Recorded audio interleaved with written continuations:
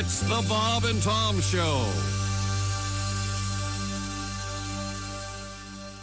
New this season on the Bob and Tom Television Network. Look, up in the sky. It's a bird. It's a plane. It's the biggest set of jugs I've ever seen. It's Shirtless Girl. Posing as a topless dancer, showing off her pecs. No one knows her secret till she takes off her specs. She's Shirtless Girl. Shirtless Girl. With her special powers, she gives the bad guys fits. She don't use no gun, she stops them with her tits. She's Shirtless Girl. Shirtless Girl. Working in the chemistry lab one day, sophomore year, nothing seemed amiss. But that night, an amazing transformation took place. And the next morning, young Debbie Yabo woke to find... My God, I'm huge. I must dedicate these to fighting evil. Little did Debbie know that years before, on the planet Lactoid, a planet whose gravity was causing it to sag dangerously toward the sun, her father, Major Yabo, and Mother Teton sent their infant daughter, Areola, rocketing through the Milky Way to Earth, knowing one day she'd become Shirtless Girl, keeping the city of Metopolis safe. Okay, nobody move. Hand over all the money. It's Shirtless Girl. Not so fast, bad guy. Oh, yeah, like some dame is gonna... Get a load of these. Huh?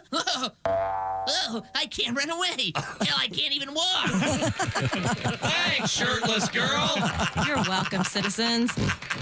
Don't touch those. Sorry. Along with her fellow superheroines, Wonder Bra Woman, Bikini Spider Woman, The Flash, and the Green Horny, Shirtless Girl formed the Legion of Super Hooters. Look, it's the tat signal.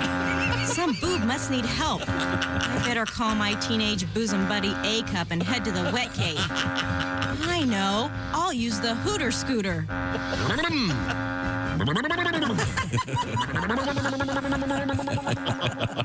once again, Shirtless Girl, you've kept Metopolis safe and warm and snug and soft, bouncy. Once again, defeating your archenemy, the Jiggler. We are grateful. Thanks, Shirtless Girl. Yay! You're welcome, citizens. Don't touch those. Sorry. Come again next week for another titillating adventure of Shirtless Girl. I'm Shirtless Girl. Shirtless Girl. Shirtless Girl, only on the Bob and Tom Television Network.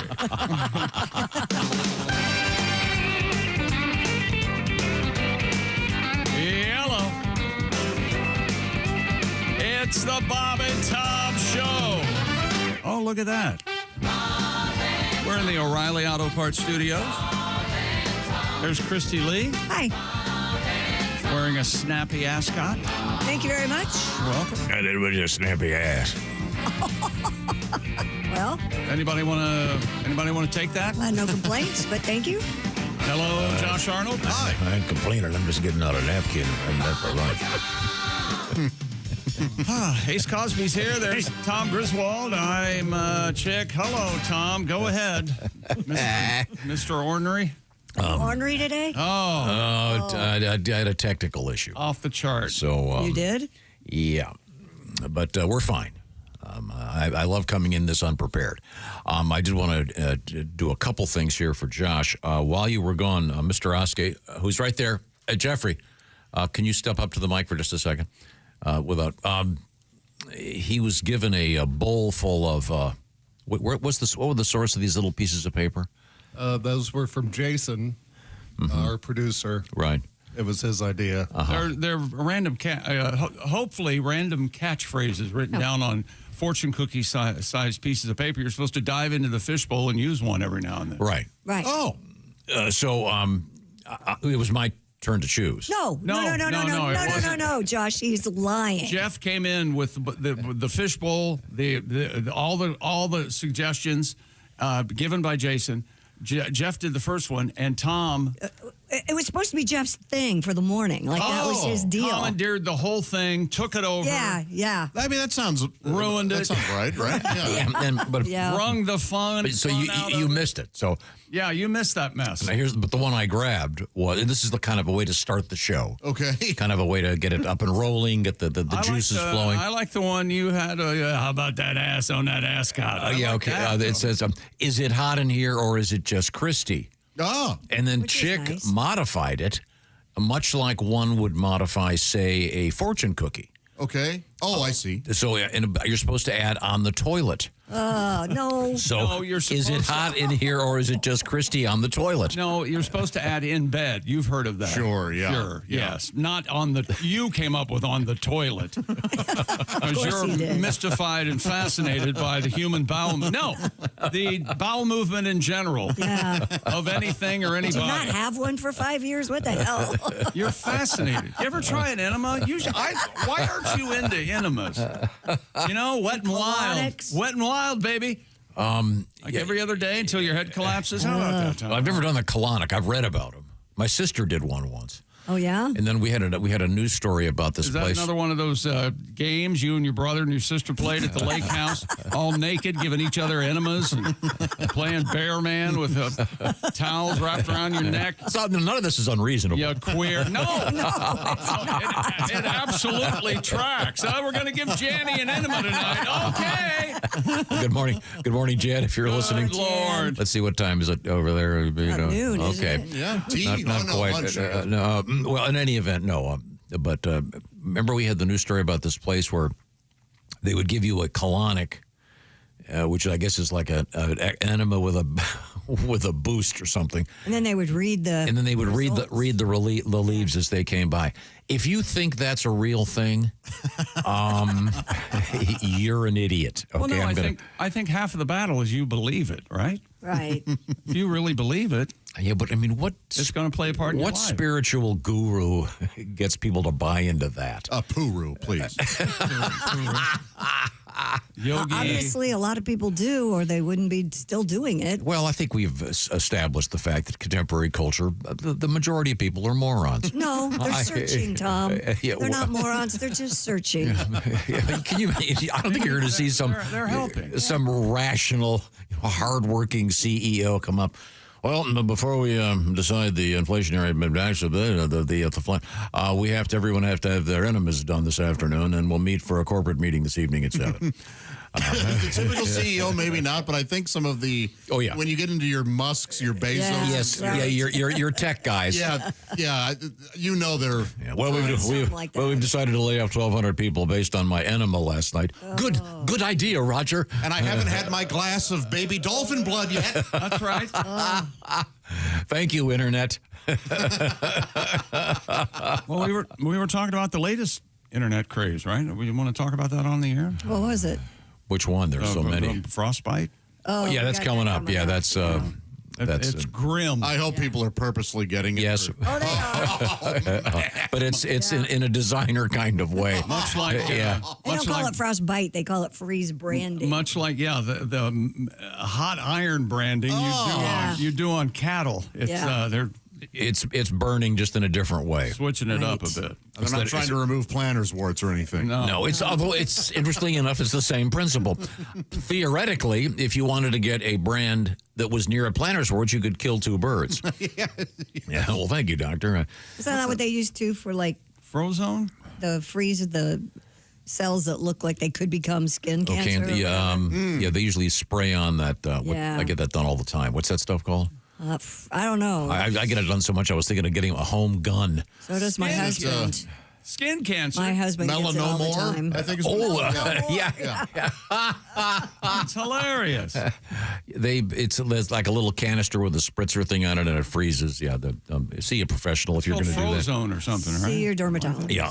Yes. Have somebody else decide where. I'm going in a couple of weeks. as a matter of fact. Get checked out. Let's see now. I had a bunch of stuff to start the show, and I've lost it. Again, I had a technical issue this morning, so I'm way computer behind. Wouldn't work, and the entire world caved in. Oh, your computer didn't work? No, it worked. It was just standard. I got here early, of course, which guarantees something's going to go wrong. Oh, boy. So when you say you get here early, that's like right after yesterday's show. You go have lunch and then come right back, right? Yeah, and I didn't get a lot done last night because I was whittling with my daughter. Whittling, huh? Hold it. Time out. You were talking about whittling last week. I was joking about it, but you could really take to whittling if you wanted to. Hardest night, and she goes to this really great little camp right now, and she came back. She came back yesterday, and she started whittling a spatula. It was just great. All right. So what? But you've got a very sharp knife, so we're in the backyard, and then after a while, she asked me if I would help her. So. And did how she old pick is she? out her stick, or did they give her a stick to use? I don't know, but I didn't know where the stick came from, but it's great though. She's made a. Yeah, it's a good thing. This is the same knife last year. You may recall this story. She came back one day from camp, and we just purchased her one of these special knives. And there was all kinds of rules. Yeah. And I said, okay, she wanted to do some whittling after dinner, and I said, okay, as soon as I know where the dishes all come out, we'll do it. And she had a friend over, and as soon as I'm done with the dishes. So so the friend ended up in the emergency room? That's right. You remember the story? Mm-hmm. Yeah, they weren't wait. I said, wait for me in the porch, and her friend took it out of the sheath and had her thumb. No. There, so when it came out of the sheath. Yeah. So there was a lot of blood, and that's a fun phone call for those parents out there. Yeah. Hey, Sean, a funny thing just happened. Now, your daughter and I are on the way to the emergency room. Here's the thing, though. How did you make that anybody's fault but yours? Well, because I said, wait till I get out to the porch. Well, don't give her the knife. Yes. Put the but knife up on a shelf where she can't get you it. narcissistic lunatic. It was still your fault. I'm sorry. Did you try? I'm sorry. Yes, I did. I think everyone learned a lesson. But it was the same. It's the same knife. I told her. Well, she's 3. I told her. The blood-stained knife. Then she put the cat in the microwave. I told her not to. Coming up, a letter that will make most of you angry. Thank you very much. Excellent. Got a really nice letter here. Some Raycon love. And I always want to go, don't you? Yes. Raycon love. Do it with the Raycon. And driving. Those were the first. Those were the first 2 rock stars that I ever met. Really? Golden earring? The guys, That golden and earring? Yeah. and they were Tommy Golden and Billy Earring. They were the nicest 2 guys, and we. I don't remember this ace. I think they opened for Triumph. Great show, by the way. God, was that Triumph a great band. Anyway, they wanted a tour of the station. They wanted to go see the transmitters. They're what, from Holland or something? Well, yeah, they're spies.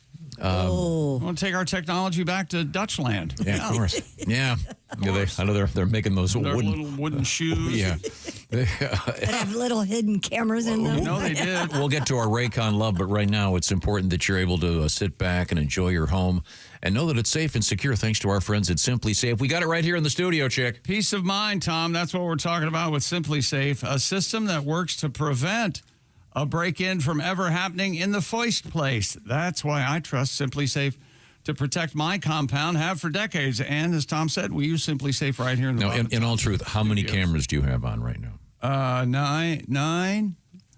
9, soon to be 10. Soon to be. There's a dead spot that I don't care for. We're gonna upgrade that. Do you have a switcher? I don't have a switcher, but I am interviewing for directors. I have a switcher board. At any given moment, yeah, it's like when they go backstage at ESPN, you see all the screens. That's how much Chick Simply Safe system. I get out of the car in the garage, I put the headphones on. All right, coming through 4. up to 5. It's like a scene in the TV show 24. With action. Simply Safe has new Active Guard outdoor protection that helps stop the break-ins before they happen. Their Simply Safe's AI-powered cameras and live monitoring agents detect suspicious activity around your property. And if you have a lurker, they're the worst. Agents talk to the lurker in real time, turn on spotlights, and can call the police, proactively deterring crime before it starts. No contract. Because they've got Active Guard. Active Guard. No hidden fees, and they do have Active Guard. You know, they're thinking of coming out with a Simply Safe deodorant called Active Guard. Really? Active Guard. Don't sweat it with Simply Safe. Not only is your home protected, your armpits don't stink. Back to you, Chick. And how about this deal? SimplySafeTom.com. You want to go to there now to claim 50% off a new system with a professional monitoring plan and get your first month free. That's SimplySafeTom.com. 50% off, first month free. There's no safe like Simply Safe. Very excited today. Coming up, some exciting stuff. Oh, and I got an update on the French prison break. And Tom and I are in a very special club. I'm very excited to announce this. I'll come back with that news in just a moment. Wait to hear about it. So far, just me and Tom, but all you men are invited to join us. Oh, boy. Really? All right. The He-Man Woman Haters Club 2025. Kind of, sort of. Coming to you from the O'Reilly Auto Parts Studios. This is the Bob and Tom Show.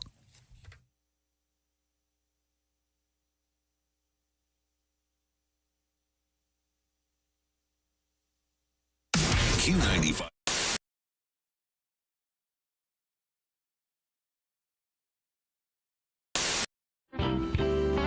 Now, what kind of vacations do you get? And since you travel so much, Jim, I would imagine that a vacation would be staying home.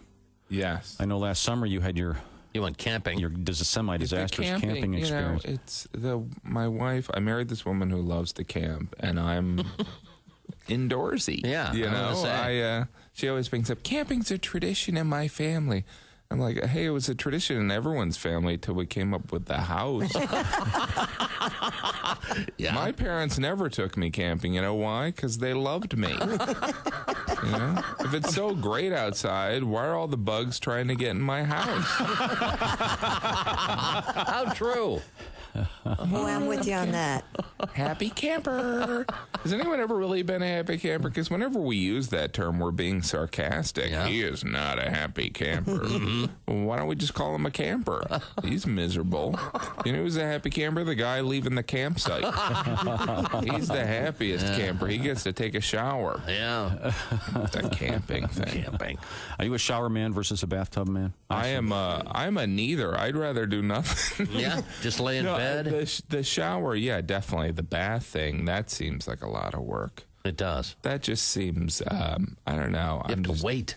Yeah, it's just you gotta figure out. You gotta stand up. Mm-hmm. It's like once I'm standing, I don't want to have to, sit down and then stand again. I'm that lazy.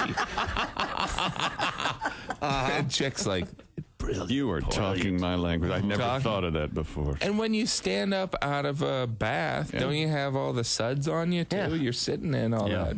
Then you got to go take a shower to clean out. Then you have to rinse off. Take a shower. I don't understand it. And they're slippery. Old people get themselves broken hips all the time in them. Yeah. Mm-hmm. I hate bathtub showers more than anything. Relaxing. No, they're not. No. Yes, they are. Men want to primarily do physics experiments involving flatulence. Basic stuff. Oh, yeah. It really does bubble. How about that? Hold a match to the surface of the water, that sort of thing. I would have never thought of that. I've not thought of that either. This is the first show Now in a you're long gonna time. wanna take a bath. I'm going to have to take a bath to see if it works I now. have to take notes. You guys don't take baths with your significant others? Well, sure. I mean, I've done that. Not if you want them to stay your significant others. Honey, let's take a bath. Why don't you do that? I got check out Sports Center. You know what Christie wants? She wants a bubble bath. And some sodomy. That's exactly right. No. See, we have to You explain. have to be very careful what you say. It's taken out of context. Family-friendly show. That doesn't work. See, people don't realize that Christie didn't actually say that. Chick And some sodomy. Well, who is that then? No, but I mean, she said it in a different We were context. talking about something totally different. I mean, you have it on tape. Isolated. You just keep playing it, right? Yes. I don't know what you're talking. Do you see me moving? Christie, what do you And want some for sodomy. Christmas? Well, now, Jim, now you're playing. I want some nice. No, don't play Christie the game. wants some perfume. And some sodomy. Okay. Wow. Do I have to come over there? I'm not feeling well. All right. That won't be on the TV show. No.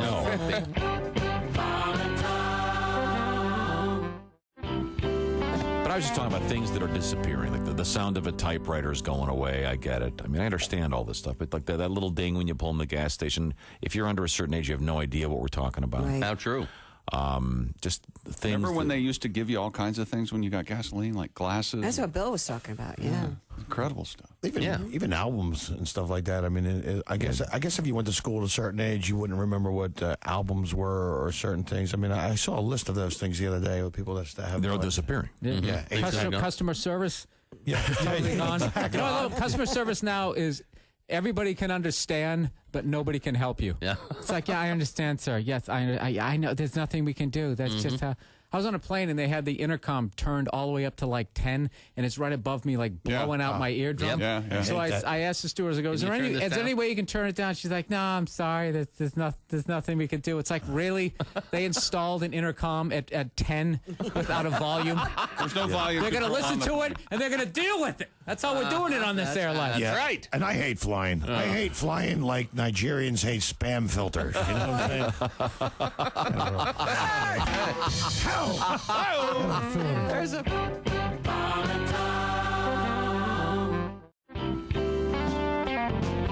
I know you're a guy that cares about the way you look. You've got a nice suit on. Yes, today. it looks very good Nice this morning. tie. Bob Zaney, would you rather have a complete set of removable dentures or a full set of fang-shaped teeth? And I'm assuming the fang-shaped teeth aren't removable? Or permanent. Yeah, they're yes. permanent. In other words, your real smile would be I'd rather fangs. have dentures. Yeah. I'll go the fangs because I'll tell you why.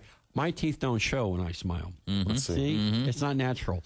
My whole childhood was my dad going, show your teeth, like that. I look like I'm trying to poop. In every childhood photo.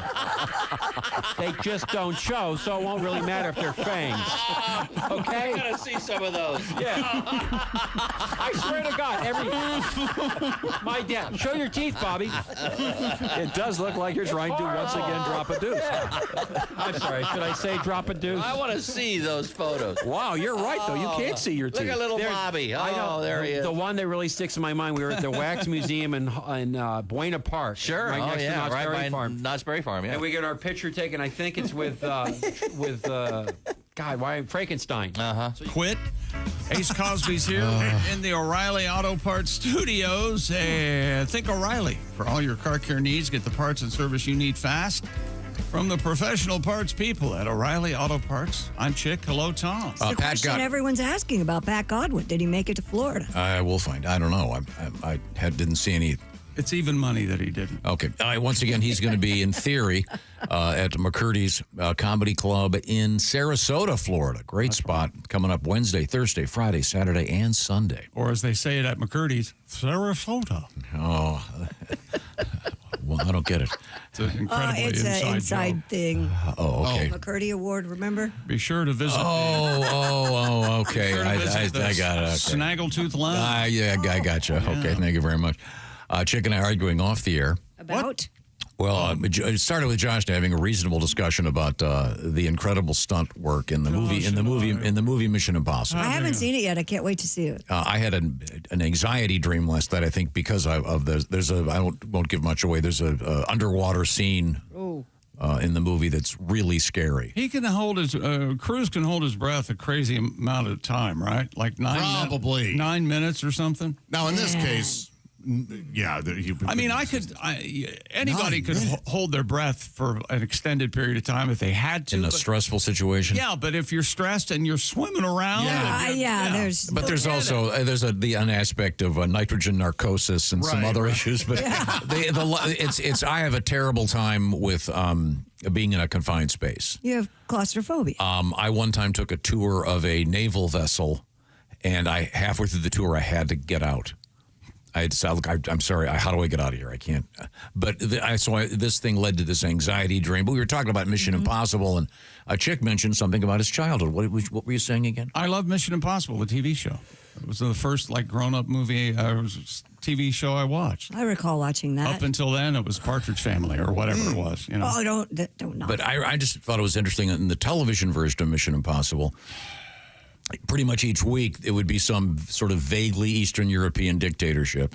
And they just happened to the premier or the El Presidente always looked much like Martin Landau.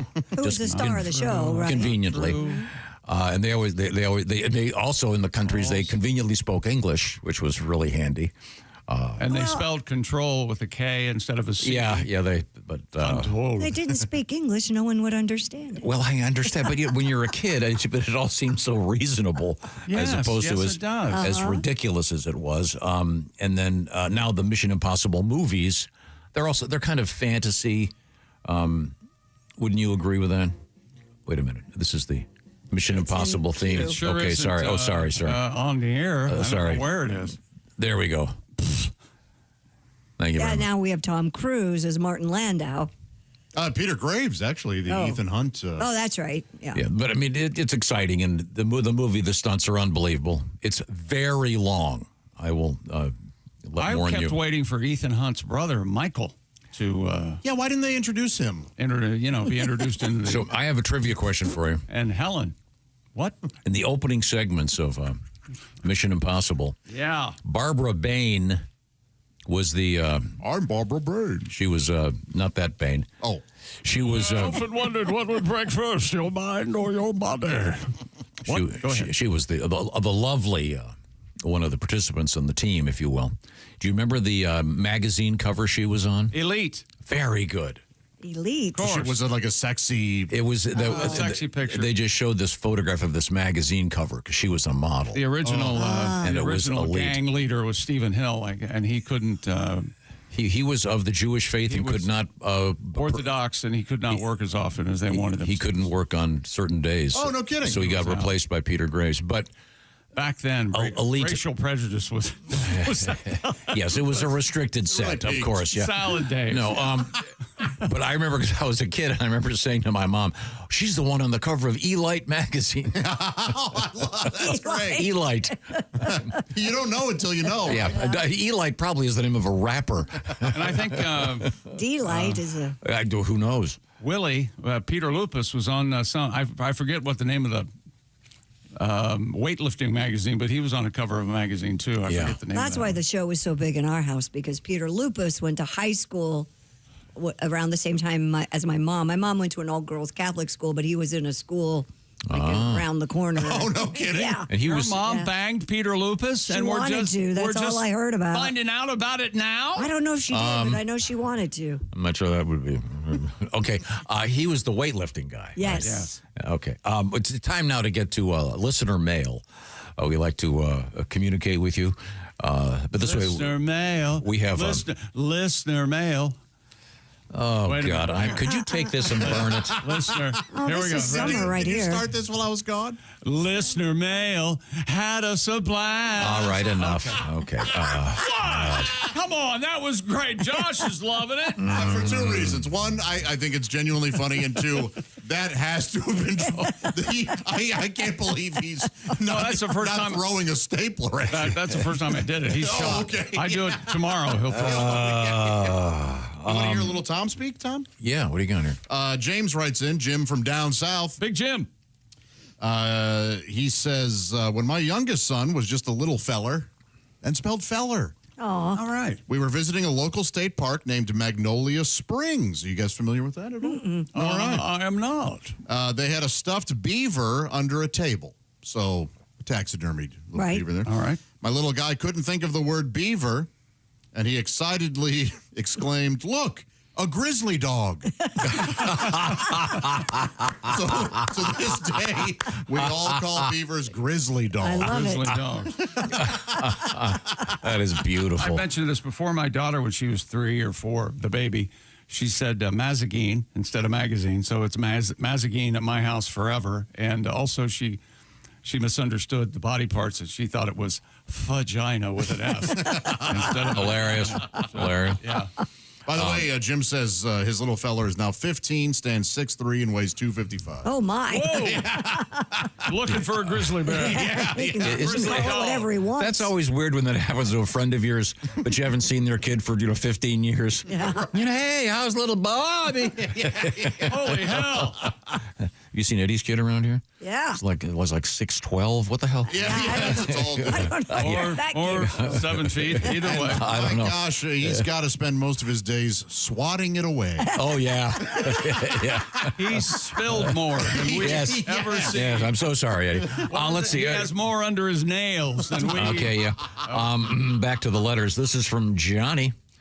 He goes, I apologize in advance to everyone except Tom. Oh, perfect. I work in Alabama, and I commute to Tennessee. I was on my way home from work. I got behind a black SUV with the following tag. Okay. MRS JONES. Oh, my. Oh, no. We don't So that would be Mrs. Thank you, Jones. Christy. I forgot. No. Mrs. Jones? Don't encourage him. That reminds me of that great song. Here comes the lisp. Mrs. Jones, Mrs. Jones. Now, once again, How'd you get that isolated? AI. But we isolated, of course, the original, Me and Mrs. Jones. Very fine song. It is a good song. And I've always contended that he lisps there. And it's charming. But if you listen to the isolated vocal, it's quite clear. Here it comes. Mrs. Jones. Yeah, Mythith. The first, me and Mythith. Plain as day. No, he says No Mythith. It's charming for those of you that have a lisp. Day. I'm not sure, but you know what I've got? No, because I enjoyed Groundhog Day.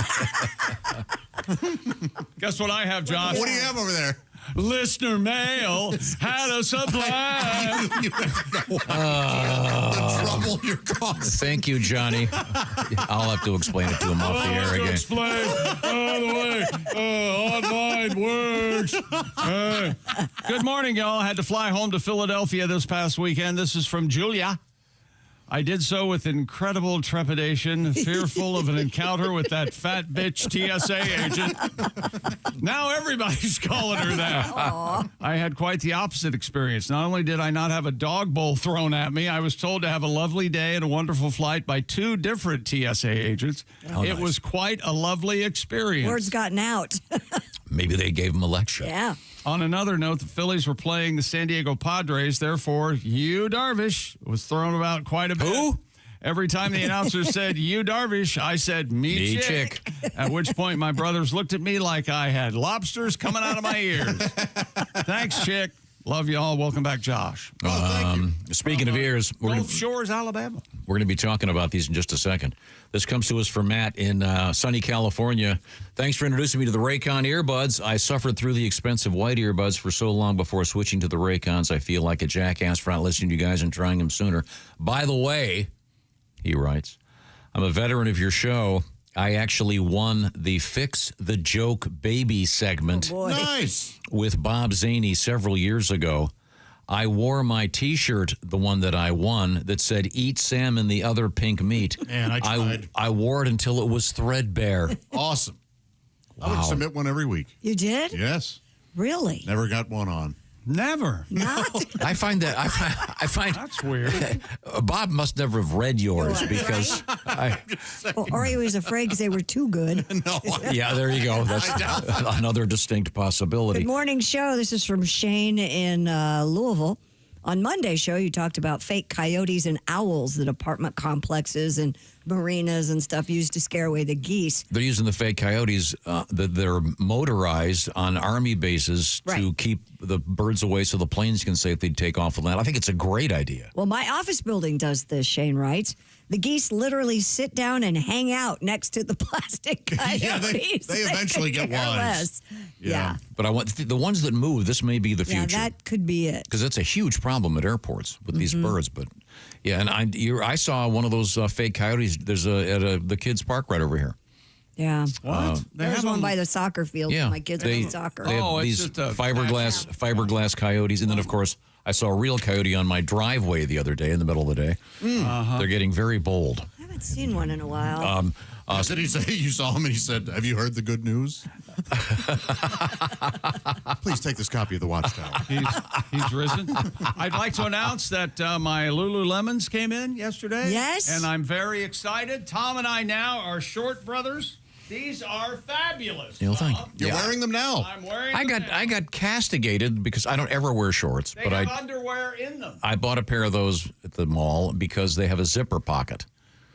Back or side? Well, kind of. It's actually kind of halfway between the back and the side. Yeah. Oh, okay. And it's because I like to wear them on my bicycle, and I want to have a wallet that doesn't fall out. I like to wear them on my bicycle. And by the way, I got my new cell phone holder for my bike yesterday. Cell phone How about that? And my helmet liner. Wait. So you can talk on the phone while you're riding your bike?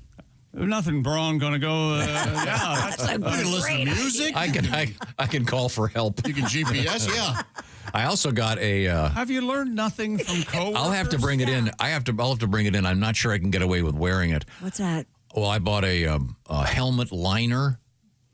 What's a helmet liner for? Is it like a? It's a skull. It's a skull cap. Yeah. Why do you need that? It's kind of like because it looks like the skull cap. NFL players wear under their football helmet. Because if you wear your helmet and then when you take it off, they're like what are pressure points, so it looks like you've been hit with a hammer on your head in a couple spots. Oh, and plus you don't have any hair. But I'm not sure a white gent such as myself can get away with wearing that without the helmet. No, you shouldn't. Sure you can. No. Who can? Why would what he? white guys do though? Yeah.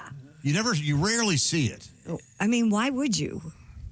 Keep the sun out of your eyes. Right.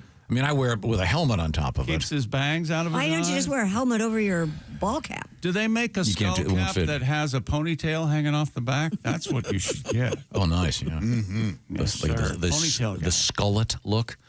You know what, Tom? I've developed a new rumor, if you will, about baldness. What's that? Because I identify now as a bald man, and for every woman that you have pleased in your life, they say you lose one hair.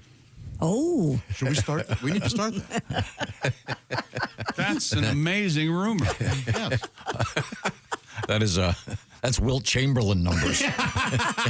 in my case, it may be maybe a square inch of hair. Yeah, you might want to modify it. It's a great idea, though. I think it's a good idea. I'd look like Carrot Top. I think we can work on it and turn it into a concept, and then even more precision, we can make it a notion. We'll unpack it later a on? notion. Okay. We'll unpack it. Okay, good. Yeah. Okay, so I know they're studying it on the North Campus of Southeastern West University. Right now, I want to talk about BetterHelp. The Bob and Tom Show is brought to you by BetterHelp right now, and this is a terrific idea. The idea is accessing therapy in a much more elegant way, by which I mean an easy way, because the therapy is done online, so you can do it wherever you are at your convenience, because it's done online. It's kind of like a Zoom call, or even you can make it like a phone call, whatever you want. What I'm talking about is accessing therapy through the program known as BetterHelp. We've talked about the program of kicking the stigma. It's okay. It's smart, actually, to talk to a therapist. And BetterHelp features more than 30,000 therapists, and more than 5 million people have taken advantage of BetterHelp all around the world. And by the way, this is kind of interesting. Their app store has a rating of 4.9 out of 5, and that's from nearly 2 million reviews. So find out why people like it by visiting the largest online therapy provider in the world. It's called BetterHelp, and it'll give you access to mental health professionals. And by the way, they have a diverse sort of sphere of fields of expertise, if you will, if that makes sense. So if you got a particular thing, they can fix you up with someone who knows a lot about that, and you can always switch therapists anytime. No extra fees are involved. So unwind from maybe you got work stress or whatever it might be. And Bob and Tom Show listeners get 10% off their first month by visiting BetterHelp.com/BT Show. Once again, it's BetterHelp. I'll try to enunciate. BetterHelp, H-E-L-P, BetterHelp.com/BT Show. Coming up, can you talk to your dog? I know I do all the time.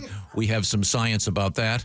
An unusual place for adult toys to be sold and stolen. Sleep divorce in the news. And morons with world records, a new feature. Oh, and then also the Cinderella rule. Anybody heard of it? I had not heard of it till I read the story. Yeah, it's truly dumb. That's why we're bringing it to you from the O'Reilly Auto Parts Studios, where this remains the Bob and Tom Show. This is the Bob and Tom Show. Reach us toll free at 1-888-BOB-TOM-1 or at bobandtom.com. This is the Bob and Tom Show.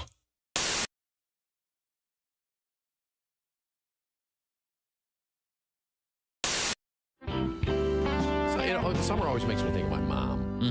My mom was making breakfast. You know, she could make She could make waffles using nothing but a pancake and a hiking boot. Nothing like the Vibram waffle. Really? I agree. Boom! Want waffles? There you go. Boom! There we go.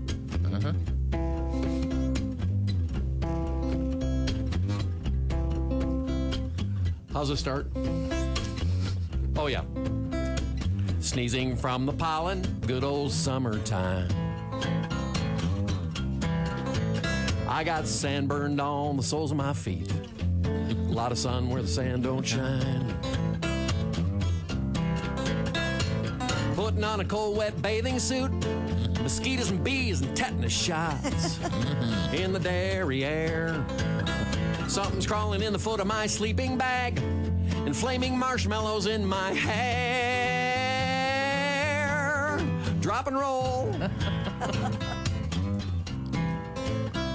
Caught a baseball with my face. Potato salad in the sun. Salmonella steps up to the plate. Listeria gets the run. Oh, I love summer. Good old summertime. I got foot sand on the sole of my burn. A lot of feet where the sand don't shine. I got shine soot on the sole of my feet. Oh, Shine something soot. else. Yeah. Thank you. Beautiful. Haywood Banks. When you become a Bob and Tom VIP member, you get more and less. Wait, what? Which one is it? More or less? It's both. VIP members get more stuff to hear and less commercials not to hear.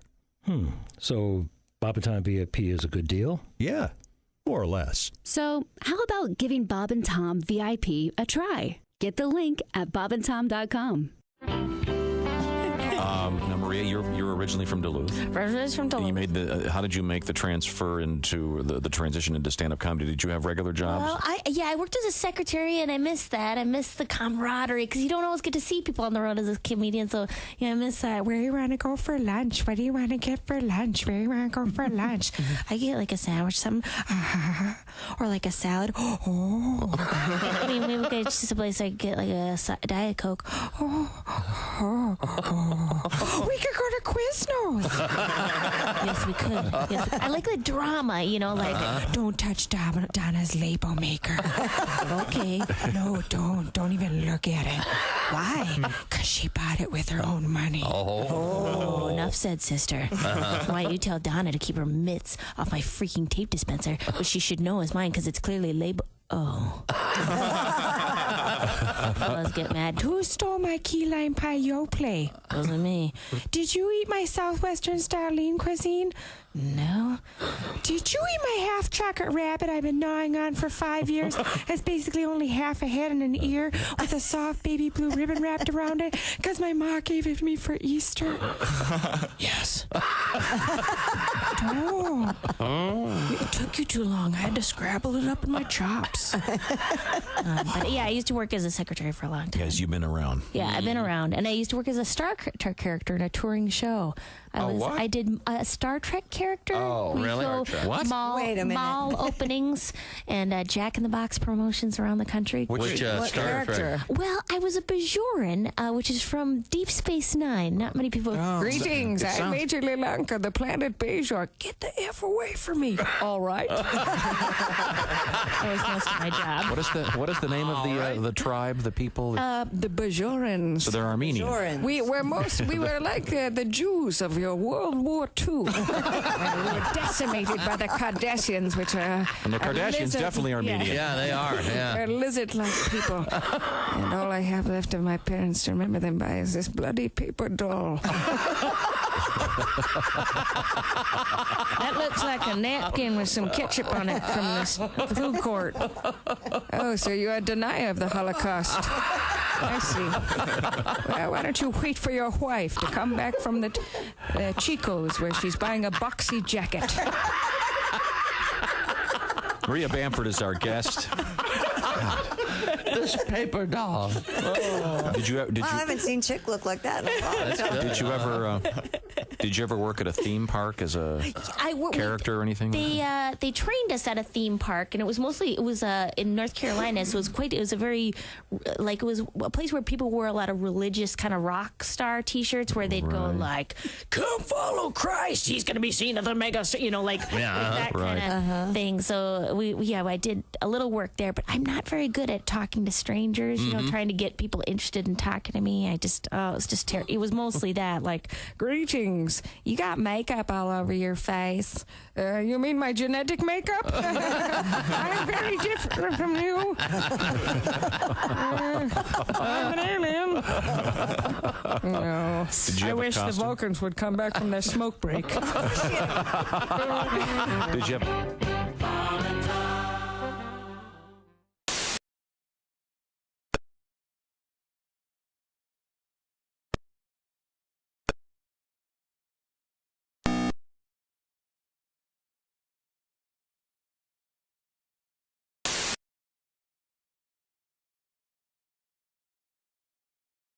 for summer? Hey, welcome back to the Bob and Tom Show. We're in the O'Reilly Auto Parts Studios. There's Christie Lee and Josh Arnold. I'm Chick McGee and Ace Cosby. Hello, Tom. How are you? Doing just fine. Thank you very much. Coming up later today, one of my favorites, comedian Joe Dumbrosski. Very funny. Oh, my God. That guy's just terrific. Looking forward to that. We have Mr. Pat Godwin is, we think, ensconced somewhere near Sarasota, Florida right now, getting ready for a whole series of shows at McCurdy's Comedy Club, which should be great. If you're down in that area, please go see Pat Wednesday, Thursday, Friday, Saturday, Sunday for some great live. We think he made it. Great live comedy. We think he made it to Florida. Yeah, we would have heard. Yeah, we would have. You're right. Or maybe not. Maybe he's disappeared. We have some letters we have to get to before we get to the sports page. We do have some exciting things coming up in the news. Did you have something over there you wanted to share with us? Well, if we're going to do listener mail, we have to. Have I explained to you why I hate this? Why do you hate it? It's listener mail had us a blast. You've never even watched Grease. How can you hate something you don't even know? I hate it for technical reasons. Dear Chick, I'm JD from Homedale, Idaho. First, yes. JD, what you gonna do? What? I think I could stay with you that's a great song. Little pure Prairie League for that ass? First, yes, please come to Idaho. Second, I wanted to give you a shout out on that idea that you had. It's absolutely a game changer. First of all, I need to tell you, I sweat just watching other people sweat. Oh, really? So the other day when you had mentioned that you did your major transactions without your shirt on, well, I decided to give it a go. ... Mind blown. Absolute game changer. Huh. Thanks for all the laughs. Hello, Tom. What is this? I don't understand. He was just telling Chickster that you weren't listening. Probably he loved having a major transaction with his shirt off because he usually sweats in that process, and he never thought about taking his shirt off until he heard Chick talk. Big time sweater, and he had no idea that you could take your shirt off in the toilet, like I do. Do you do that here? Here? Mm-hmm. Sometimes. Oh, no kidding. Yeah. Well, the door has a lock on it. Sure. You change your shirt every morning 2 or 3 times. Why can't I take my shirt off and put it back on in one of our bathrooms? So are you the one that, because I noticed there are hooks now on the inside of those doors. I installed those. They've been there since we... I think it's probably some sort of OSHA thing that they have to be there probably. I have to hang my purse there when I'm getting ready to leave, or... Hang a shirt? You think she holds it on her lap? Your purse was in the sink. The classic. The classic. A wonderful joke. That is so obscure. I wish we could explain. I got a correction, apparently. I was at a... Do you have the hello fancy vest, James, John Wayne quote? I did, but I took it down because we were irritated. Hello fancy vest. It's apparently it's a John Wayne kind of dancing around. No, I mean the situation. Apparently he's dancing around the. Oh yeah, we've decided that the producers went, "Hey John, we know what you want to say. Hang on. Let's just switch it." Yeah. Hey, fancy vest. Let's try it again, okay? Hey, fancy vest. There you Go ahead and pull that right. Look like I'm excited to see now. I really don't think it has much to do with the guy's vest. Something that started with, okay. He goes, I love hearing the "Hey, fancy vest" quote. I think it's from the movie El Dorado, not Chisholm. No. It absolutely is from El Dorado. Okay. Yeah. Okay, as we Somebody gave up looking for quotes from Chisholm and just threw that. I would have as well. Oh, sure. Any clear-thinking human being would not keep looking for quotes from Chisholm. And that was in the news because of the home run derby. Is that correct? Jazz Chisholm, which didn't end up, I don't think he ended up competing. He certainly didn't advance. I know that. There's a baseball player who's got the really cool name of Jazz Chisholm. Right. And Did Jerry Lewis name him? Yeah. Jazz Chisholm. Oh, I went more Cosby there, didn't I? And he is, if I'm correct in saying he's Jazz Chisholm Jr.? Is that right? He really? Yeah. I don't know. He's got a really really cool family name. Chisholm? And it's not spelled, it's like Chisholm or something. I don't know. But it's spelled like Chisholm is spelled. Chisholm. Chisholm. Yeah, okay. But he was in the home run derby. Yeah, I'm trying to find his real name for you. Oh, here it is. He's from Nassau, Bahamas, which is pretty cool. He spells it, as you say, Chisholm. But Mr. Chisholm, that led us to the nicknames when your first name is Jazz Chisholm. You know. Oh, man. What, 3rd, 4th grade they pick up on that? Oh, that seems early. Yeah, right. I don't think sadly, in our culture, things with the internet now. Yeah, maybe the stupidity of 7th graders has trickled down to the 4th grade, and in our case, trickled up to all of us. So, hey, fancy vest. That was in honor of Jazz Chisholm Jr. That's such a beautiful name, though. So Jason writes in. He says, reminding us, Robert Englund. Christy, you remember who Robert Englund is? Yeah, we interviewed him for the podcast, didn't we?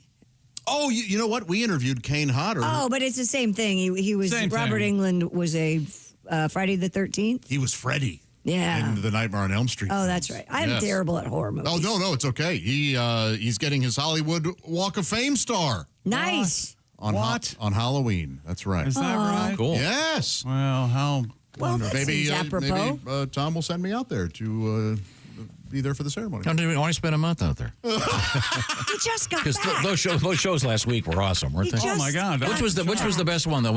I think that when we had both Willie and Oskay. It's hard to choose. Well, that's me. I mean, It takes two people to just those two. Yeah, of course they're gonna. Yeah, but and yet we still had more. We still had more snacks in the green room. God. No grocery runs last week. Dear Bob and Tom show. Oh, wait a second. There's a correlation. By the way, Christy, in case you have another baby, and you want to give him a cool name, Yeah. This time a boy. His name is Jasraldo Prince Hermes Arrington Chisholm Jr. That is a great name. His first name is Jazz? Jasrado. Okay. That is a beautiful name. Yeah. Maybe I should have one more kid. Jazz Rodo? Yes, that's what you need. One more. Number 8. Oh, I love Jazz Rodo with Parmesan. Can you imagine if I said to Kelly, hey, You got listen. to have an even number. Kelly, what do you think if we have a little boy, we could name him Jasrado? Kelly? Wait a minute. Hung up on you by now. Wait a minute. She's in my rearview mirror. Dear Bob and Tom Show, my name is Carl. Carl, I live in Cary, Ohio. The large beaver you talked about yesterday. Oh, yeah. Oh, yeah, giant beaver. It was the state of Minnesota has made it their official fossil, but the name has the word Ohio. The Latin name has the word Ohio in it. That large beaver was found in a cave near an underground river just 5 miles from my hometown, Cary, Ohio. Ergo, it's Castoroid ohioensis is the Latin name. Castoroidus ohioensis, yes. The beaver skeleton was found. What is it about beavers and cast? Because that isn't it castorum or whatever the hell that comes tastes out. like vanilla. Yeah, it comes out of beavers. So there's some Latin thing there. That's right. Who decided to taste that? Oh, no kidding. Yeah, isn't it some like goo that oozes out of beavers that the anus. Yeah. It comes out of their It's anal like anal glands, Right. yeah, like when you express your dog's but it tastes anal like glands. vanilla. And I'm with Chick. What? I guess they must have been smoking pot back in caveman days. Hey, Grog, I'm really hungry. Taste that anal leakage. See if it tastes like ice cream. I mean, I guess back in the day, they ate all of it to see what was indeed edible. And there had to be What about the misses? There had to be experiments that missed. Yeah. I tell you, I made a nice mushroom pizza. Hello? Oh, okay. We'll call that Australian pizza. Coming up, we have Can You Talk to Your Dog? We have that and an update on that France thing with the escaped prisoner. The year of the big dumper and big daddy dumper and baby dumper. They're all the all-star game. Here we go. And no more T-shirts from this show. We're going to come out with fancy vests. Yeah. From the O'Reilly Auto Parts Studios, this is the Bob and Tom Show. Thanks for listening. Portions of the show brought to you by Champion Windows. This is the Bob and Tom Show. Kidding me? Is this right? What's that, Christie?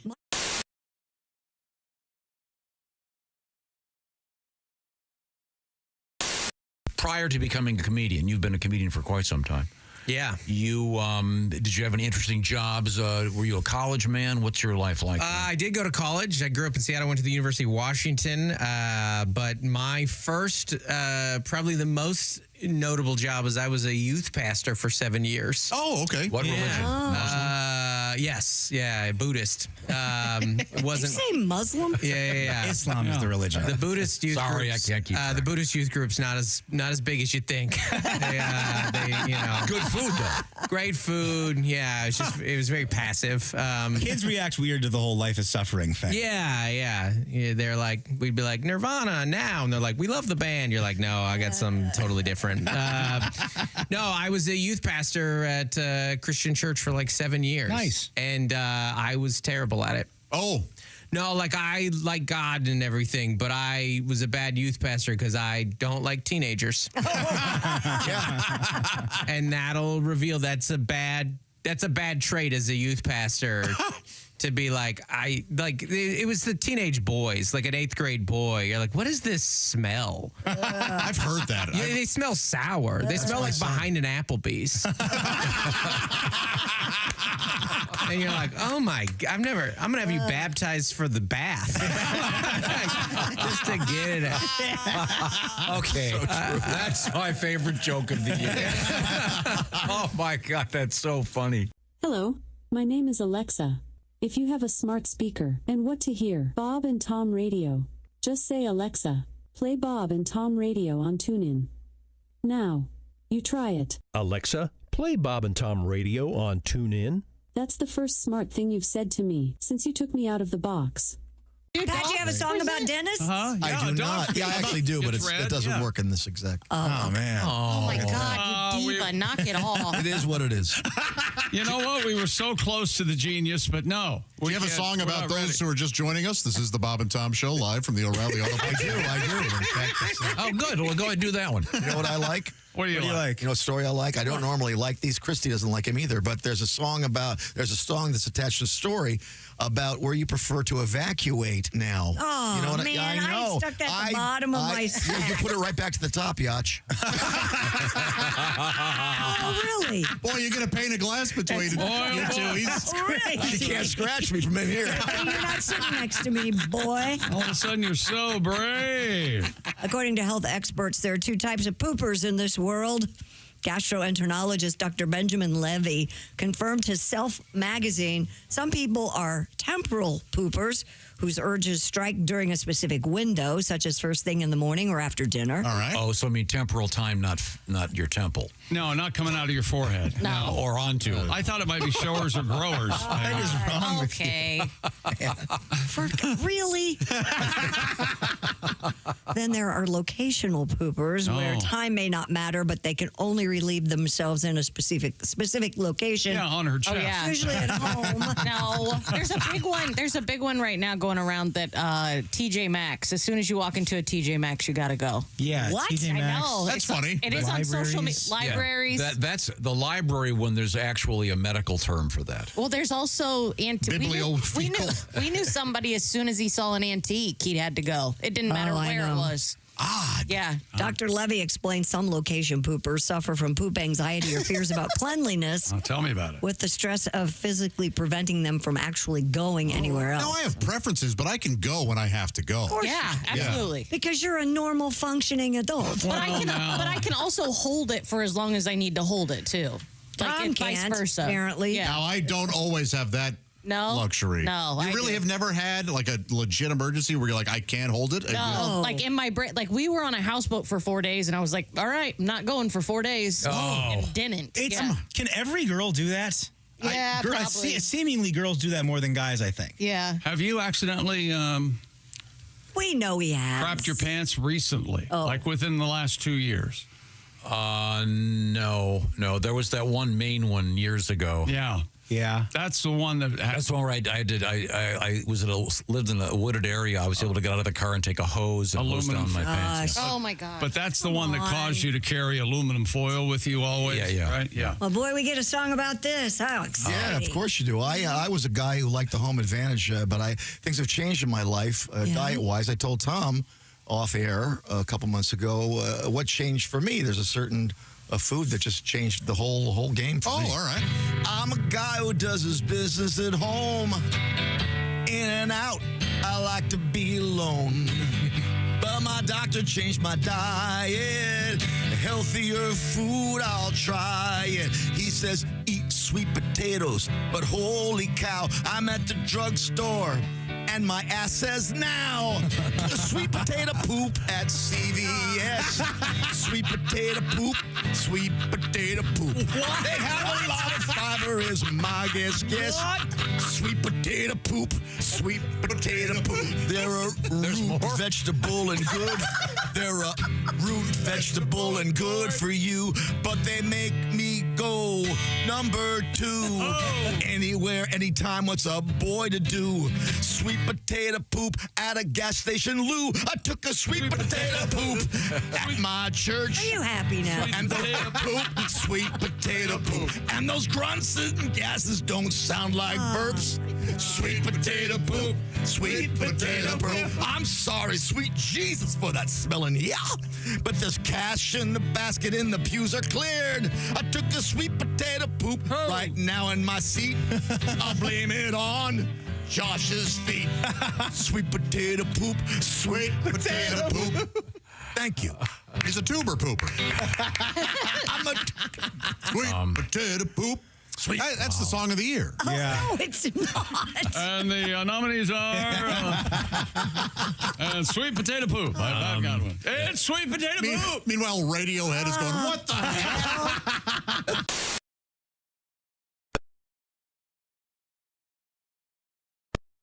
Welcome back to the Bob and Tom Show.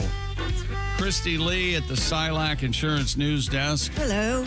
Hello, indeed. There's Jeff Oskey. Hey, man. Hey, buddy.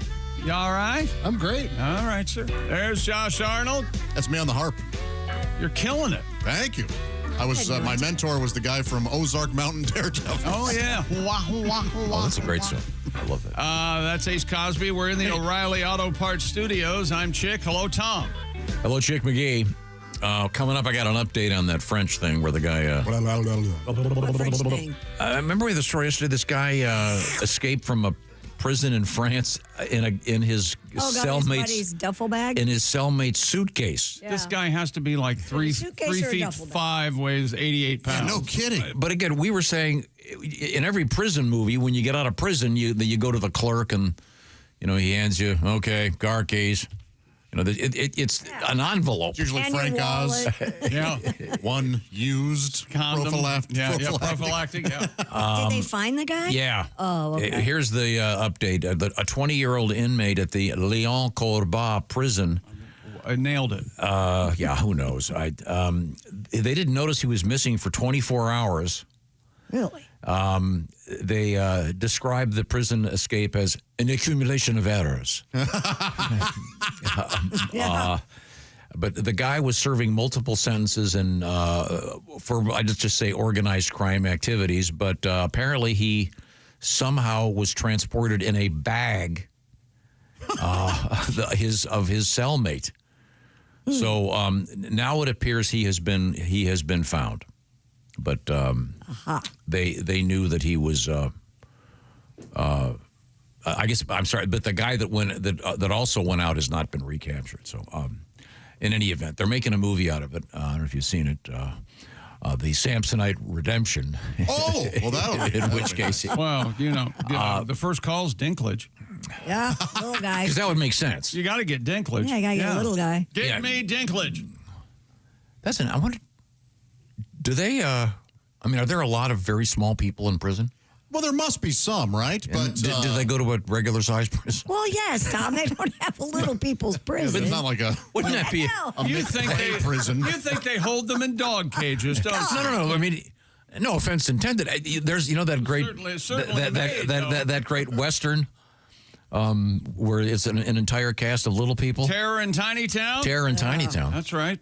I wonder if they ever made like a prison movie like that. And all the entire cast are small little people, and they ride Shetland ponies.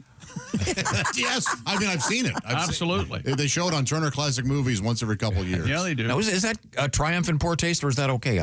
It's get some. I think anybody in the movie will tell you they got a nice paycheck. Great. Sure, they had a job. Right. Yeah. It's like the dwarf tossing thing. I read something about little people yesterday. You did? Yes. In 1940, Walt Disney, for the release of Pinocchio. Oh, yes. Are you aware of this? I heard this. Yeah, go ahead. He hired 11 little people to dress as Pinocchio and wave at people at the premiere. So they're sort of on top of the marquee of this big theater.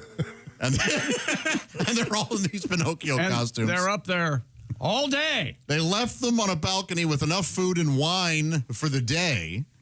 But by late afternoon, they were all naked because the costumes were so hot. It was so hot. And they were hammered on the wine. Right. And they just devolved into screaming swear words at people.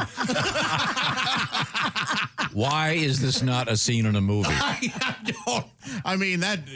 This would be a great wonderful random scene in some movie in the middle of something they drive by. I heard there's a bunch of naked guys up there. I think they were throwing the wine bottles too. Yeah. So you can take your family to the premiere of this new cartoon, and there are 11 little people just cussing at you. By the way, back to the French thing. This isn't under dispute if they've caught the guy. So I don't know if they got him or not, Christie. This one story says they did. This one says they still at large. So we'll have to keep up to date with it. And at large is ironic, really. At large, a good point.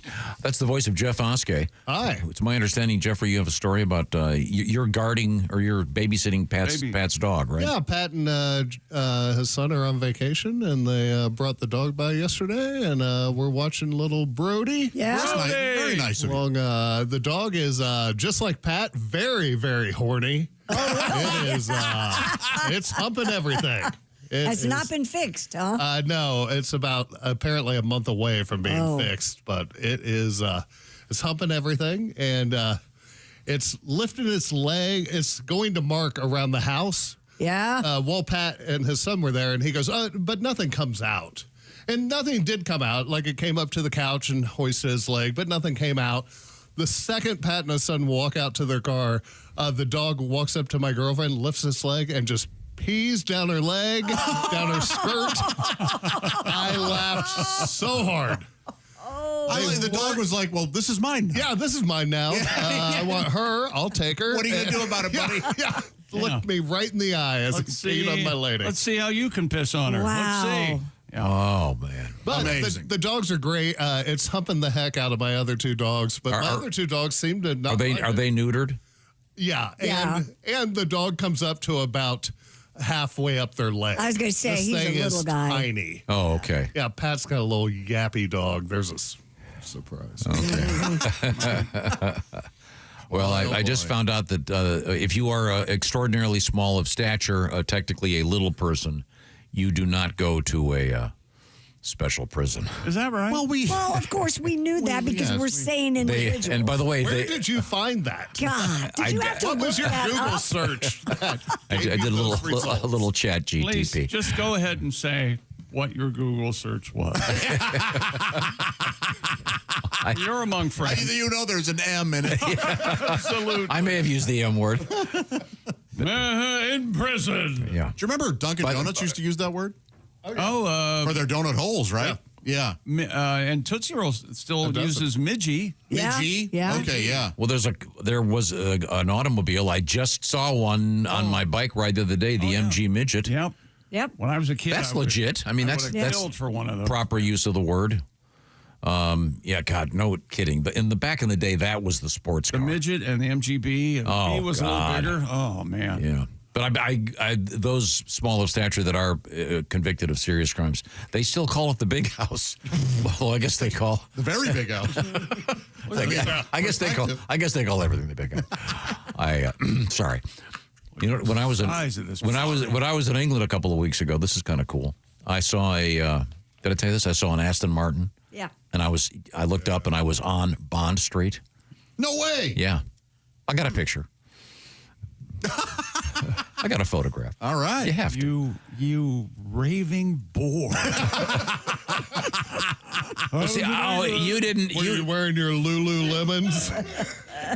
Hey, you wear you get these all. I forgot that you now are part of the Pussy Club. You wear these. We call it the PC. Oh, you will never take them off. They are. They feel like I ain't wearing nothing. dude, if I paid $100 for a pair of shorts, I would never take them off. You're right. I don't know, 80, something like that. Yeah, same difference. But they're caressing your sack, aren't they? Yeah. Oh, they're very nice. Real nice, man. Yeah. I'm so disappointed in both of you. And by the way, chick, if you sit just the right way, it will emboss the logo on your balls. Oh, how about that? That's very impressive. I must do that. I simply must do that. Are you a shorts guy, Jeff? I can't remember. Not around people. Okay. Me too. Yeah, that's how I am. I try never. to keep the. Was your dad the same way? No, my dad used to wear cutoff jean shorts. Oh yeah. Sure. Yeah, one of those guys. Is your dad the one that would get into a rowboat in shorts? You could see his balls. Is that you? No, it's not me, but yes, you could have if you. Yeah. My dad was the same way. That might have been Jess. He rarely wore shorts, but when he did, denim. Yeah. Yeah. Denim shorts. It must be a generational. They were very big about 1965. Okay, the cutoffs where they would fringe. I plainly the bottom. remember cutting off jeans and wearing the cutoffs. Yeah, absolutely. But just the other day, I saw a young lady with those, and also like several tears in them. Mm-hmm. Yeah, deliberate. Oh, yeah. You know, they spend $100 for a pair of ripped up, beat up jeans. Yeah. Oh yeah. That's hot. What are you talking about? Nothing. I give to that charity. Girls without ripped up denim. Did it have where the pockets were hanging out the bottom? Yes. Oh yeah. You got to have that. Let me ask you something, Tom. Have you ever been with a significant other walking in a mall somewhere or down the street, and she has her hand in your back pocket, and you have your hand in her back pocket? No, I have not. Boy, you simply must do that. You'll often see it at your lesser amusement parks. Or at the county fair. Yeah. You're more dangerous amusement park. At your Alabama concerts. It's kind of an urban cowboy kind of thing. Feels so right. Yeah. Yeah. Buddy and Sissy did that, I'm sure. Yeah, they did. A carnival in a store parking lot. Yeah. Boy, that's become more and more regular. Every mall I pass, there's like a circus tent. Yeah. What is going on? When I was a kid, the 4th of July in London, Ohio, the main street, they shut it down and put up carnival rides. And it was called the Stay Home and Live Festival. How about that? What? They were worried about traffic accidents and things. But you loved it. But we loved it. Yeah, we could just walk downtown and be on a fair ride. Those rides were as thrilling as anything because they were put up overnight. Yeah. Yeah. They have something just called driven 12 hours. Now they're assembling on no sleep. Yes. Yeah. The paratrooper. Remember the paratrooper with his swings down? They often swayed. Oh, yeah. Frayed rubbery cables. Rusty bolts. A lot of tattoos, cigarettes. Man, those were awesome. Guy with an eye patch. Okay, this looks safe. Okay, that reminds me. We had a great letter earlier this morning about a guy in love with his Raycon earbuds. He said, why did I wait so long to get my Raycon earbuds? Don't you wait any longer. Get to Raycon, buyraycon.com/Tom right now, because Raycon's latest model, better than ever, 32-hour battery life, multi-point connectivity. You can pair 2 devices at once. And Raycon has a quick charge function, 10 minutes on the charger, 90 minutes of battery. And they also come with active noise cancellation.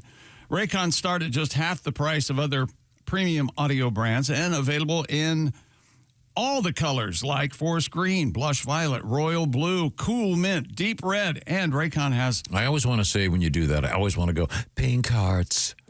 But they're not available with pink hearts, but it just reminds me of the old one. And Raycon has a 30-day happiness guarantee return policy. Go to buyraycon.com/Tom and get 15% off Raycon's best-selling everyday earbuds. That's buyraycon.com/Tom, 15% off, buyraycon.com/Tom. Got a letter before we go. This is once again from Matt in California, thanking us for introducing him to the Raycon earbuds. His quote, I feel like a jackass for not trying them sooner. I suffered through the expensive little white ones for so long, I've switched to the Raycons. Once again, this is the gentleman who won the Fix the Joke Baby competition and wore the Eat Salmon, the other Pick Me t-shirt till it was threadbare. Thank you very much, Matt. We appreciate you. Coming up, we have Can You Talk to Your Dog or Your Cat? I know I certainly do. What are they thinking? Also, we have exciting news from the world of sports. Something called a sleep divorce back in the news. And a teddy bear apparently made of human skin. Okay, good. We're in the O'Reilly Auto Parts Studios. This is the Bob and Tom Show.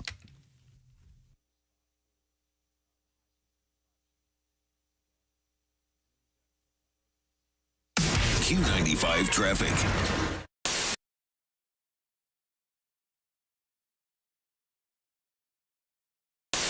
Dear Allie, I met my wife at a bar. We both worked hard during the week and then partied hard on the weekends. Now we've been married for 3 years and she's still getting blackout drunk every Friday and Saturday night. When I told her we need to grow up, she said, I can just stay home and be boring and she'll go party without me. How do I get her? How do I get her to mature? Get her pregnant. Sorry. Yeah. Do you know how long I've looked for a woman who will go out on the weekends and let me stay home? Oh my God. Delightful. Do not look this gift horse in the mouth. God bless, my friend. Oh, man. That sounds awesome. It does. Yeah. So all of her friends party hard too, and she just goes out with them and keeps up. So yeah, she'll end up going home to somebody else's place, probably. Well, then his problem. Well, maybe they can do one night and one night. Maybe they can have one night where they're home and mature, and one night where she goes out and parties. Wow, don't give a logical compromise. Why don't they go out on a date night one night, and then the other night is I got it. night. I figured it out. An OnlyFans page, but he only shoots her when she's intoxicated. And she can be talked into anything. Oh, dude. Well, start cashing in. Talked into anything. Yeah. Well, Chris sounds You can find him at Wannabe Cosby on OnlyFans. Want to be Pete Diddy? Want to be anyone at this point? There's a lot of those out there. We're once again extraordinarily helpful today. Hi, everybody. Christie Lee from The Bob and Tom Show. Miss some of the show? Become a Bob and Tom VIP and subscribe to the audio and video podcasts. The Bob and Tom Show, on air, on app, and on demand.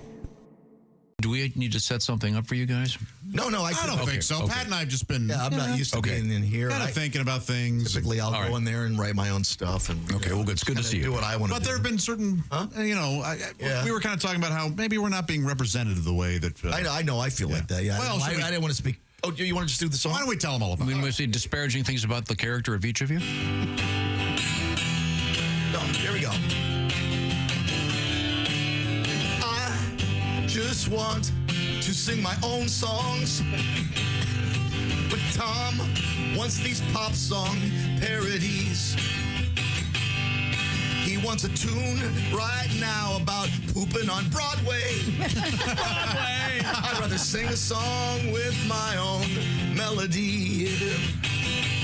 But Tom won't let me, oh no, Tom won't let me, it's his show. Tom won't let me, he wants me to learn about radio. I'm learning. I live a life of moderation.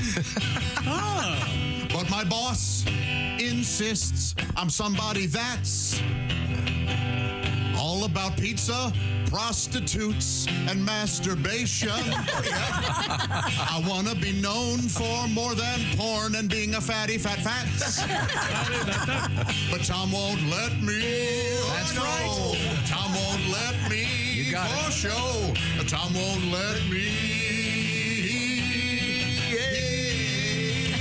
Mashed potatoes and whores. Mashed potatoes and whores. Yeah. What a great song. Thank you very much. I think we could all do a verse. Thank you, Josh. We may just have a verse. They are ready. Scientists have resurrected the extinct dire wolf, sort of. According to the New York Times, in 2021, a team of scientists retrieved DNA from the fossils of dire wolves, which are extinct about 13,000 years ago. You like bigger wolves?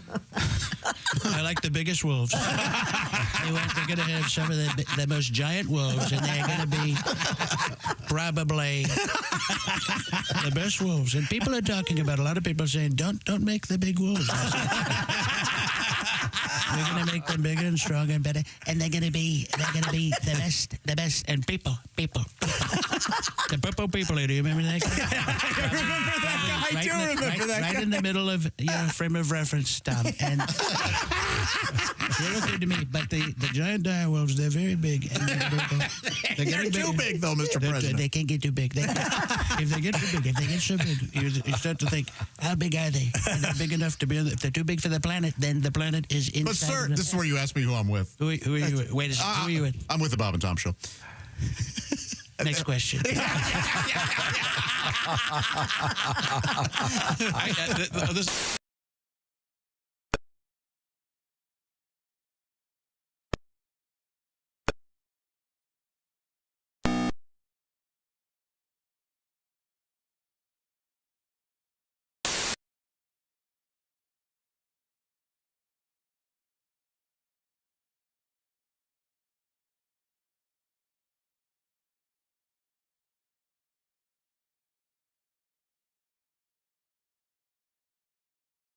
Car care needs. Get the parts and service you need fast from the professional parts people at O'Reilly Auto Parts. Christie and Jeff and Josh and Ace, I'm Chick. Hello, Tom.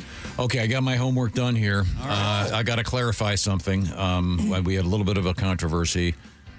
There we go. From the French prison, we had the big story yesterday. The guy was snuck out of the prison in his cellmate's duffel bag, as you said, Christy. But it turns out it was his laundry bag, which makes a little more sense. That does make more sense. Yes. Why it would be going. Right. Yeah, they caught him.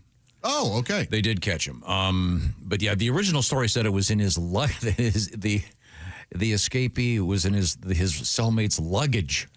Yeah, no, I found that story too, but it says it was his laundry bag. But the guy that I guess was carrying the laundry bag has not been found. Yeah, his cellmate his cellmate, quote, remains at large. Didn't we have a story similar to this where they found the guy in the bag at a baggage claim at an airport? No way. I don't remember that. Did I don't either. dream this? Could be. Maybe. In any event, it was just so funny because at first the story said it was in his and I couldn't imagine who gets out of prison and gets handed their luggage. Yeah, no joke. Okay, we even mentioned, hey, sometimes you hear about it with laundry, but did you have your Louis Vuitton suitcase when you checked into prison? And when you leave, you get the To Me Hold All. Very nice. I love my Toomey backpack. Carry it all the time. I noticed while traveling recently, everyone has the exact same suitcase that I have now. Well, what do you have? I don't know. Kelly got it. So it's one of those Are you trying? It's got the 4 wheels on it. Yeah. Sure. So when you multi-directional, that's almost all suitcases now. I know it, but I mean, I think you came up with that. Don't No, I Yes, didn't. you do. No, I said everyone has the same one. Everyone has the same. Is it a hard shell? Yeah. Yeah. No, I'm saying and it's designed to fit in the thing. And Yeah, what color is it? I forget. I don't even know. You don't know what color your luggage is? How do you? It's dark blue or green, black. I don't know. I put some. There's this place where you can get these luggage tags made. You take any photograph. There's a place. Go ahead. No, these are fantastic. Yeah, go on. You take a photograph and you send it to them digitally. Yeah. And then they make luggage tags with that picture on it. Yeah. All right. Well, I mean, if it's coming down the thing, I go, look, there's a picture of, of the girls. Hey, poor people out there, you can just take a piece of ribbon and tie it to the handle. Yeah, a little yarn like everybody uses. Some color that you. Hey, Jeff, I think these things were like $8 for $6, And they're not expensive. And the way you do it, Jeff, with the ribbon, you don't have pictures of your kids on it. So when they steal your luggage, they won't know where to look for your kids. Yeah. So yeah. Okay. I don't like anything like that on my suitcase, and I don't think anybody else should have it. I like the game of finding your is that own. one mine or not? I do like the game. And I love watching people pick up a bag and then have to put it back on. Yeah. You may find this hard to believe. I have picked up a bag. Of course you have. And gotten all the way to the door of the place with a guy chasing me going, "Oh, sir, that's mine." I'm sure. I do believe that. I absolutely have done that. How far were you from the thing? Oh, 30, 40 yards. Absolutely. I mean, that is this way now I've got. You have to jog after you. Yeah. But now I've got these special tags so I know it's mine. I like it. it. But I need to. I was just trying to decide. I need to put like some weird sticker on it so it's even more clear that. Well, if you're not checking it, it doesn't really matter. Personalized luggage tags, not enough. No, I was thinking of something that as it's coming around the carousel, and what I was thinking of getting one of those things that they put on nuclear weapons, so it implies that it's radioactive. Yes. Yeah, you think the TSA lady got mad at you before? Yeah. And I'd like to have one of those lifeguards, those lifeguard stands where they're like 10 feet off the pool and they sit up high. Yeah. I'd like to have those installed at baggage claim, and the person would tell people that when they get up there with their entire family waiting for their bags, crowding out the place. Okay, one person per family is allowed up there to get the bags. So he's up there with a visor and sunglasses. Yeah, and telling zinc people, oxide on his nose. Hey, get the Rugrats, back them off. And a megaphone. Yeah, no, I want anarchy. I like it. I like the chaos. I want it to be a mess. If I built you a lifeguard stand for your home pool, would you use it? It would look just like the lifeguard stand with the umbrella, the ladder, and life. Paint it white so it looks, In the movie Lifeguard with Sam Elliott. Oh, I love that movie. You've been to my house. The way the pool, there's like a stairway, so I could have the lifeguard just sit there. I'm actually been to his house. Yeah, we're friends. I'm planning a little disco afternoon for the girls. Mm-hmm. Hiring a DJ to come over for a pool party. Of course you are. But in order to do that safely, I'm actually hiring a couple of lifeguards. Well, that's good. Because when you've got 15 kids swimming, yeah, why not? Yeah, do the right course, thing. yeah. So but I don't need a lifeguard stand. They can just. Are you? Boy, I've never been up on one of those, but I can't imagine being comfortable just because I kind of have a fear of heights. Isn't it just like sitting on a ladder? Yeah. It's I'm like sure it's a little sturdier. it's like sitting on a ladder if it were in a pizza oven. As a general rule, it's pretty toasty up there. Check local listings. Boy, that's a tough gig because the reason it's so hard these days is you can't have your cell phone. That's good. If you're a lifeguard, no, but I mean. 99% of people working today have a cell phone right by their hand, and they're looking at it constantly. Hang on, I got to go. Someone's yelling. Hang on. I mean, you don't want your lifeguard on the phone. Did I run the 2-screen thing by you already? Huh? My niece is among other things produces television commercials. Is this another harebrained idea? No, this isn't a harebrained idea. I'd never heard this before, and I don't even think I have my phone around here. Probably in the microwave.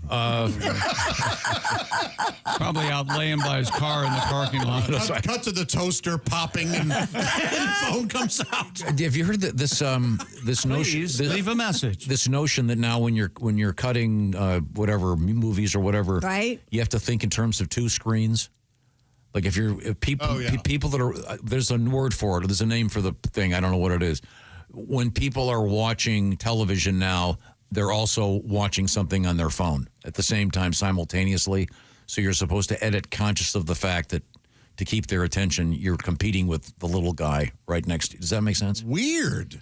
But that's but interesting. That's actually a notion in the realm of editing. Yeah. I don't think I'd want to watch a movie and watch my phone at the same time. I don't think I'd do that. But people are doing it. That's why they're... I mean, we were just talking about this off the air. There's a thing called raw dog in a movie where you're not allowed to look up anything about the movie as you're watching it, and you're not allowed to pause. You're just supposed to go through it. That's part of this whole thing. Yeah. And I don't think I can always do do that. You guys look at your phone during the movie? I don't think I don't either, but I'm a nerd. Yeah. Most people are. Yeah, that'd be really dumb.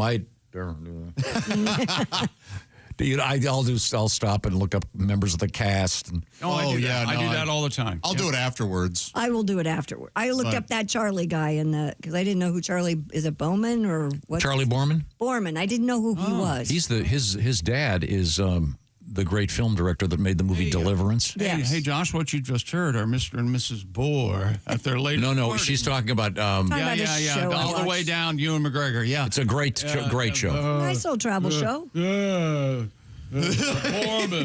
Borman. Oddly, his name's Borman. I didn't know who he was. I didn't know. Charlie He Borman. was very great, entertaining. Very good guy. Now we'll. He's got a good act.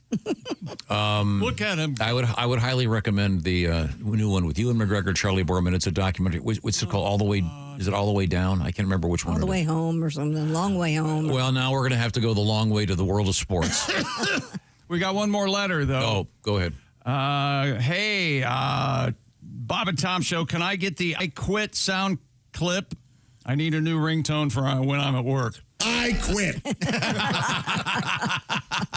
We can try to make that happen somehow, right? That sounds out of my sphere of... It's Long Way Home is the name of the series. This is Mary from Augusta, Wisconsin. I love listening to your show. My mom was a mail carrier with Augusta's post office for 35 plus years. Wow. She delivered many, many baby chicks on her route. No kidding. Including our house. Oh. What is that all about? We were talking about Alfie not buying baby chicks. Oh, yeah, that's a bad idea, yeah. Let's see. By the way, is there something going on in the world, or are there more rabbits than I've ever seen in my life? You've been as insane as Right. insane as you sound. It's finally gotten on the air, and I'm glad because I've seen more rabbits. I don't know what's happening. Check local listings. There are rabbits everywhere. I just figured it was one of those things where your kids are trying to capture them, right? So and they're so they're attractive. more in your mind. I don't know. Not only that, but yes, I have a pear tree in my front yard, and from August to when the pears start falling off the tree or whatever, it looks like Olin Mills for deer in my front yard. It's the whole family waiting for pears. But yesterday there were 2 deer in my front yard at 2:15, and they're just walking around. Yeah. And I don't live rurally, but and last year was a huge year for acorns. There was a disproportionate number of acorns on trees. Is that right? Absolutely. They come in cycles. Hang on a second. You're the one who started. By the way, I think I know why I like dogs. It's because dogs have such bad ADD. I'm out walking my dog, and you're so desperately trying to get him to poop. And finally, he's just about to go. He does the 3 circles, sees a rabbit. It's over now. Yeah. Now you got to get him to forget about the rabbit and get back to business. So you're going to be walking for another 10 minutes. Wait till they see a deer. They Can lose dogs their mind. poop at will more so than we can? I don't know. That's a good question. Can they kind of decide? I think so. Very much a creature of habit, I think. But I mean, I think sometimes if they haven't been out for a long, long, long time, they'll go right away. But often I'll go on a 2-mile walk and I'll be back at my house and he decided, nope, I got to go now after sniffing every whatever. They're more strategic about where they poop, too, aren't they? Mine won't go in the yard anymore. They want to go on the deck. The deck? Ooh. One of mine goes on the deck. Does it? What? You know, it's easy to clean up, though. I kind of don't mind it. No. Why? That's because the guy I put on in my deck looks like a piece of. I figured it out. I hate that guy. Oh God! I'm going to find him one of these days. I'm going to find him and slash his tires. Okay. Hey, do you still have fireworks stains where I set off those fireworks? Yep. Sorry. I had no idea Was that sports? More sports coming up. What do we got? It's the year of the big dumper. I got an update on Terror in Tiny Town. It's a wild flick, man. That's Terror in Tiny Town 2? Once again, Mr. Oskey, that is a movie in which all of the participants are small of stature. Little people. Little people. Okay. It was nominated for Best Short Film. It was made many, many years ago. Thank you very much. It would be considered probably to be in poor taste these days. But I guess there's a scene in it, according to this letter, where the sheriff walks in and he says, "This town is big enough for the both of us." So, kind of we got plenty of room. Yeah, kind of a variation on the classic. Really? But these are the O'Reilly Auto Parts Studios, and this is the Bob and Tom Show. For a complete copy of the Bob and Tom Show contest rules, go to bobandtom.com/contest-rules. Or just scroll down to the bottom of the page and see contest rules. This is the Bob and Tom Show.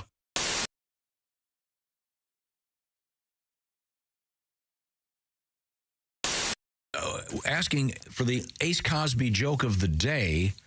A dear gentleman and Christie Lee, writes Casey, can we get an extra joke of the day from Ace? No.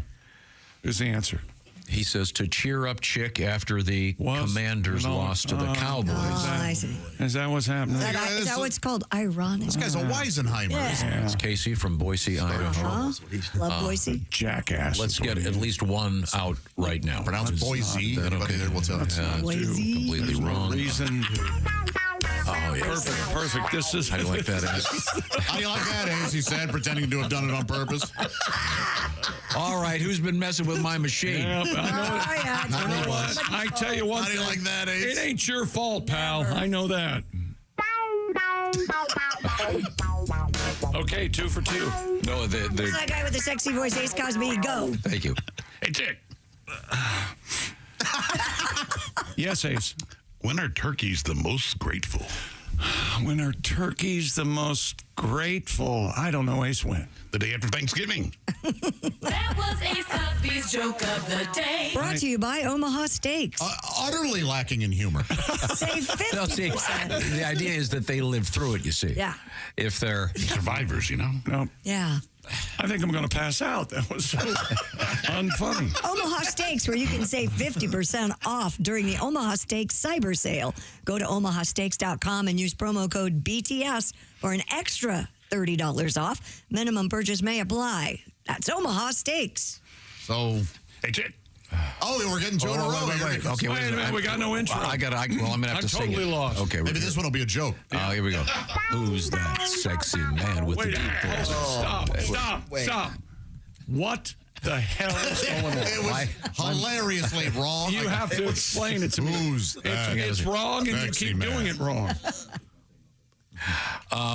We don't have the original intro. Can you put it on mine, Jason? Okay. I can do it. Why don't we just all sing it together?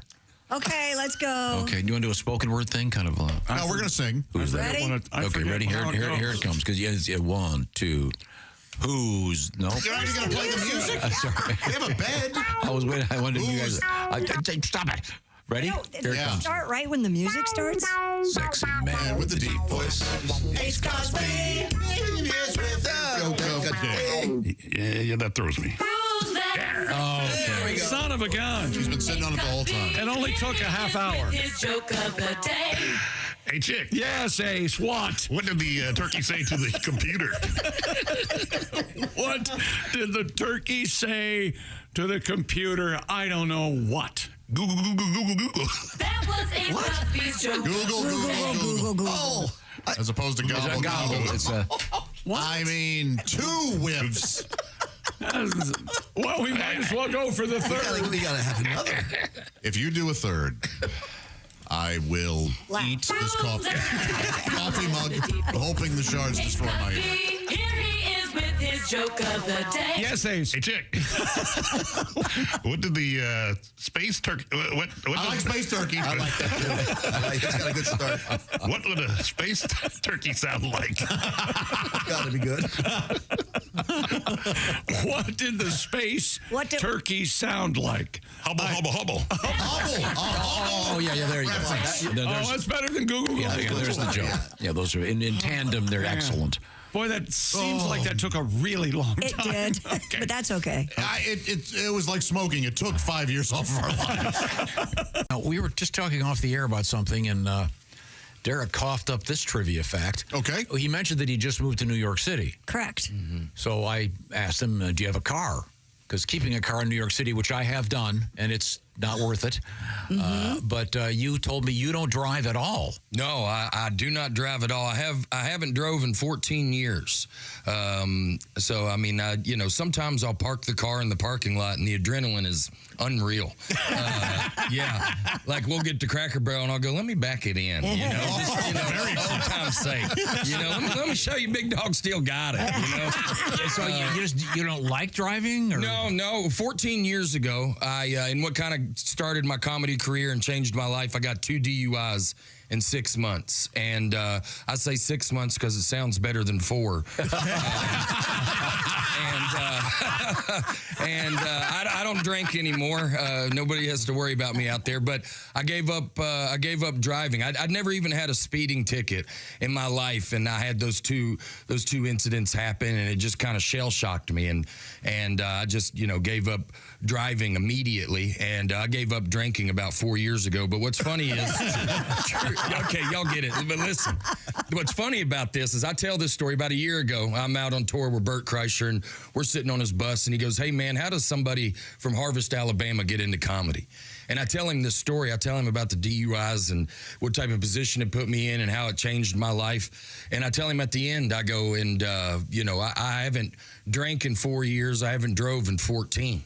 And Bert's looking at me, and he puts out his cigar. And if y'all know anything about cigars, that's quite the commitment. And he goes, man, I've heard a lot of DUI stories. And he goes, they never end this way. He goes, they all end the same way. They all end with, hey, Bert, I have not drank in 14 years. He goes, you just looked at me and said you have not drove in 14 years. He goes, Derek, I think you're the first person I've ever met that gave up the vehicle and not the booze. and he's so right, because at the time I can remember thinking, this Jim Beam's not the problem. This Camry's bad luck. I was like, I'm very good at drinking. They just get mad every time. I mean, the Camry's a V6. I don't know what they're mad at. It's a decent vehicle, but...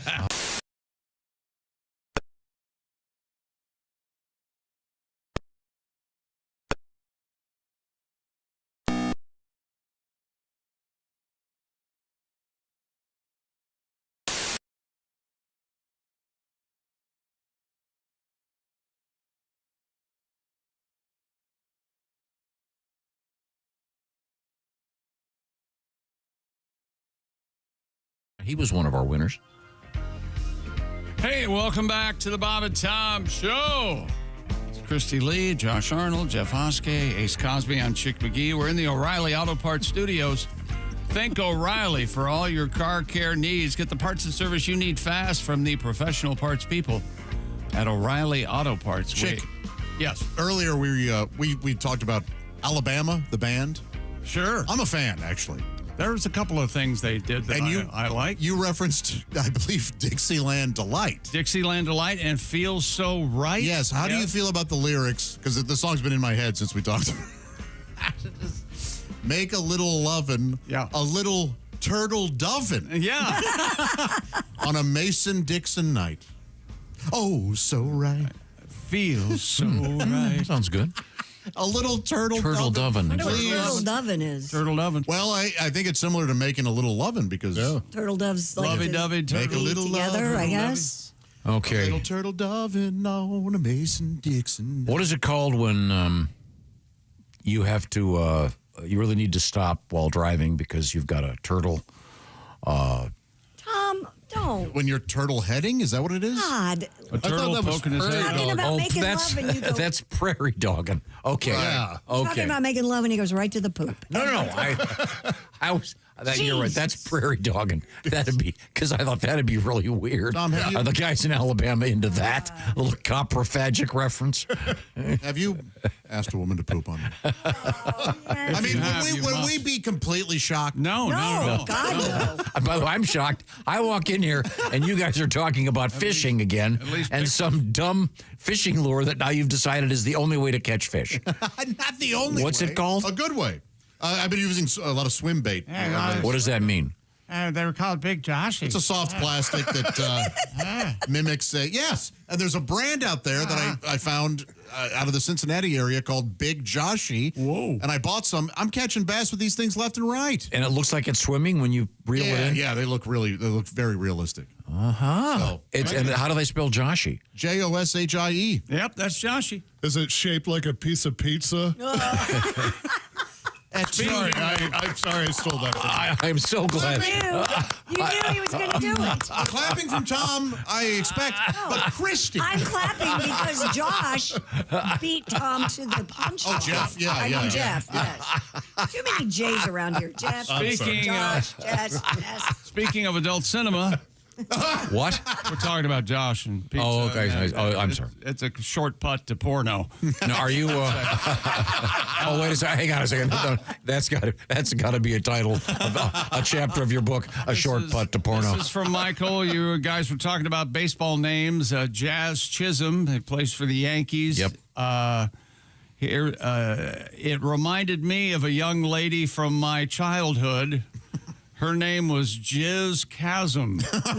Oh, man. I think that person is pulling our leg. Chasm. That's Jiz. It could be an adult. that has to be in a parody, a comedy of some sort. You don't know that. It might be a real. There's no young lady out there named Jiz Chasm.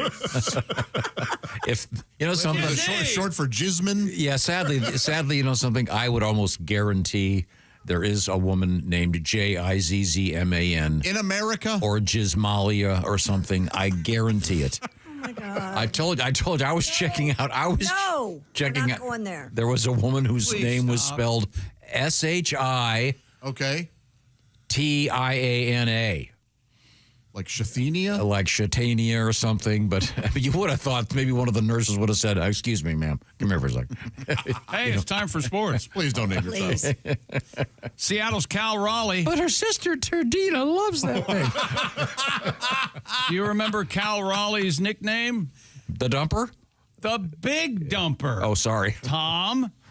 Well, he won the Is his son the Little Dumper? And we'll get to that. He won the All-Star Home Run Derby last night. He led the big leagues in long balls, going into the break, defeating Tampa Bay's Junior Caminero 18-15 in the final round. The Big Dumper's dad was pitching to him during the Home Run Derby competition, and his brother was catching while he was hitting the baseballs. Oh. So you got Big Dumper, Daddy Dumper, and Baby Dumper. You get to pick who pitches? Yeah, it's part of the fun. Evidently you do. Oh. Yeah. What do you mean? Why wouldn't you? Well, never mind. Yeah, some people just pick their. Yeah, you would think it would be like the a coach same on the Yeah, you would think it would be the same pitcher to they make want. it. No, see, this is entertainment, and they're trying to hit the most home runs as possible. Okay. What did you say about the oldest balls? What was it? Long balls. Long balls. Oh. That's a nickname for a home run, a long ball. Oh, because I was going to the longest balls ever in Major League Baseball, Satchel Paige. They all use different bats. They call him Satchel. He was playing Major League Baseball when he was in his 60s, right? You know, there's a leather bag called Satchel Paige. I don't know how they get away with that. Really? You know that? I hope they give him a royalty. Here we go. Shohei Ohtani will bat leadoff as the D8 for the National League on Tuesday's Major League tonight's All-Star game. Dodgers manager Dave Roberts, Ronald Acuna will second. Ketel Marte, the one-man party, will bat third. Paul Skeens of the Pirates will start for the National League. Detroit's Tarek Skubal. Why doesn't he have a screwball available? Screwball with a screwball. Yeah. Why isn't that a thing? Oh, and I have some numbers for numbers guys. Ready, Tom? You're going to love this. Sabermetrics? Curveballs are disappearing from Major League Baseball. Really? He's going to find this fascinating. Pitchers prioritize velocity, emphasizing sliders and sweepers. Curveball usage dropped from 10.7% in 2019 to 8.4% this season. Well, sure, COVID. With 22,962 fewer. Okay, I get it. Boy. And just for you, Tom, there are guys who eat these stats up, man. Major League Baseball testing automated ball strike systems in the All-Star game tonight for the first time. The system used in some minor leagues since 19 allows team 2 challenges per game, retaining them if they're successful. All-Star starters Skubal of Detroit and Skeens of Pittsburgh say pitchers often think everything is a strike. Clayton Kershaw believes the system works if it's adjusted for player height, which it does. During spring training tests, teams won 52.2% of challenges. There you go, Tom. I wonder if there's a penalty for challenging and it not. You lose the challenge. Right, but if you challenge and win, you still have that challenge for left, later. Oh, I see. Okay. You have 2 challenges and you retain them if you're successful. This is going to be a hard question to answer. Let's just say you were in the home run derby. Oh, what would your walk-up music be? I've never thought of that. I told you it would be a hard question to answer, and you failed to answer. Josh, what would your walk-up music be? Oh, man. Boy, there's a great song. Right now, though, if I could jump in, I'm leaning toward Feels So Right by Alabama. Please, Dixieland Delight is the name. And Dixieland Delight is also a good one. I forget what Alabama's That's the name of the Feel So Right song is Dixieland Feel Delight. So Right. I thought it was Feel So Right. Dixieland Delight? Yeah. Son of a gun. Christy, what would your walk-up music be? I don't have any idea. You don't have a song that, now batting, Christy Lee. No? Oh, no?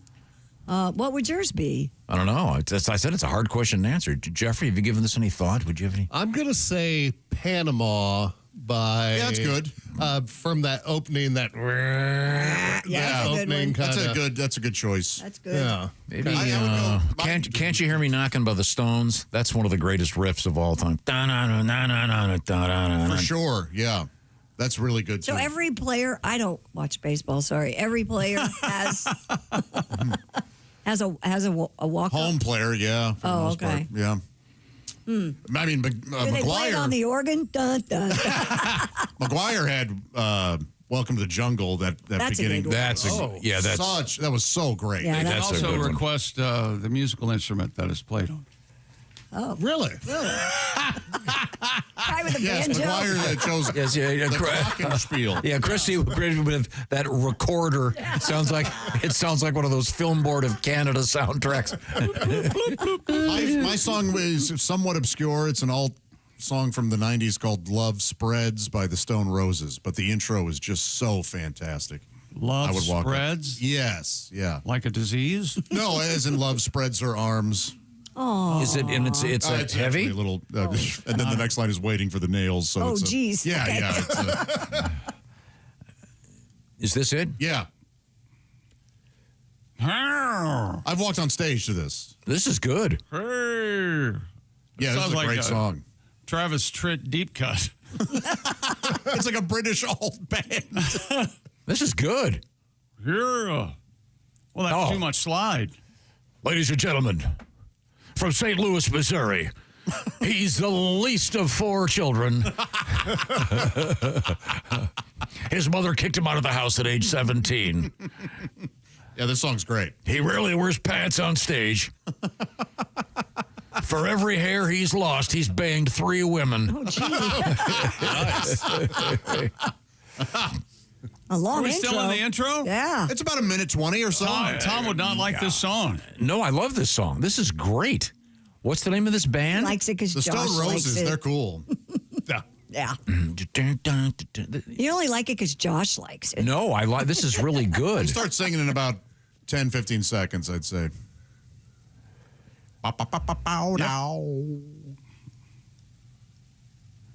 There we go. Yeah, there we go. Waiting for the nails. Stone Roses. I'm out. Oh, I have my walk-up music finally, Tom. Okay, what is it? You're out, Oscar. Here comes Chip McGee batting third. Number 1 in your program. Had me a Love it. I did No. What was your? Are there any players that have something silly that they walk up to? Like sarcastic. This isn't particularly silly, but there was a relief pitcher named Michael Myers. Oh, yeah. And he had the Halloween theme when he would come out. Oh, that's fun. That's yeah, cool. so that was cool. Yeah, I'm trying to think of But nobody goes up to girls just want to have fun or some silly. Yeah, not that I ever. Wreck of the Edmund Fitzgerald. Yeah. So this is yours. Yeah. Ladies and gentlemen, he's a great dad. He's got a great beard. He's known as the trout whisperer when it comes to fishing. Unshaven, untethered, half-baked, and pantless. It's Jeff Oskey. Yeah. What do you think? He loves the pantless angle. I love it.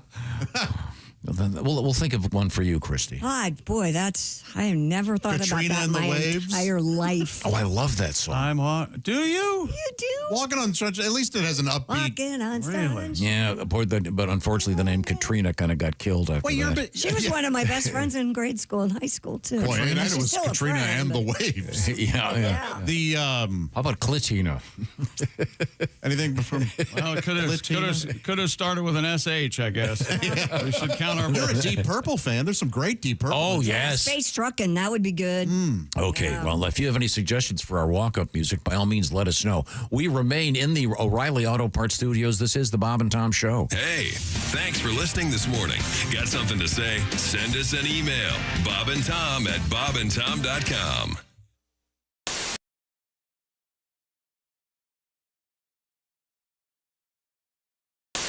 Being a Bears, a British conservation charity, says two of its bears broke out of their enclosure and raided a honey store.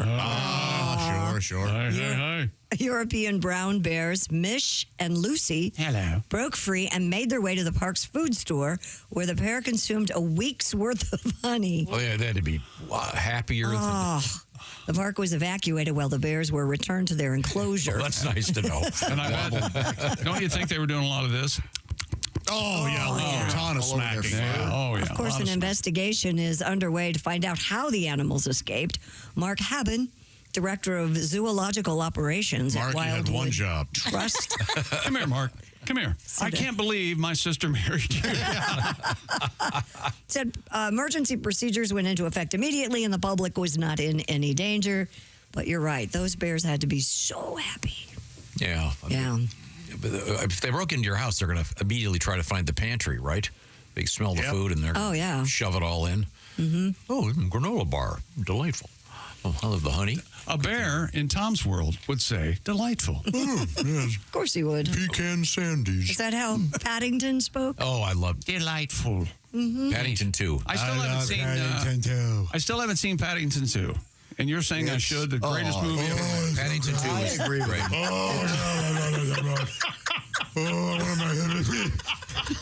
What exactly are you doing? Paddington 2. He is. He's doing the exaggerated movie critic. It's no.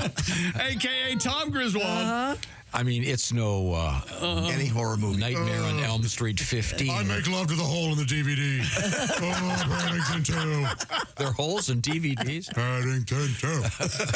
Yes, there are holes in DVDs. There are holes in DVDs. Really? Swear it was a real bear. You must be hung like a He wears a hat. needle. I love him. He's the cutest thing I've ever seen. Hugh Grant should have won Oscar. He should have won every Oscar that year. Part 3 not as good.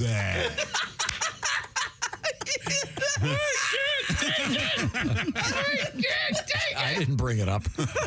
Yes, you did. No one's bringing it up. Your Life is Paddington 2. It's a great movie. Have you ever seen it?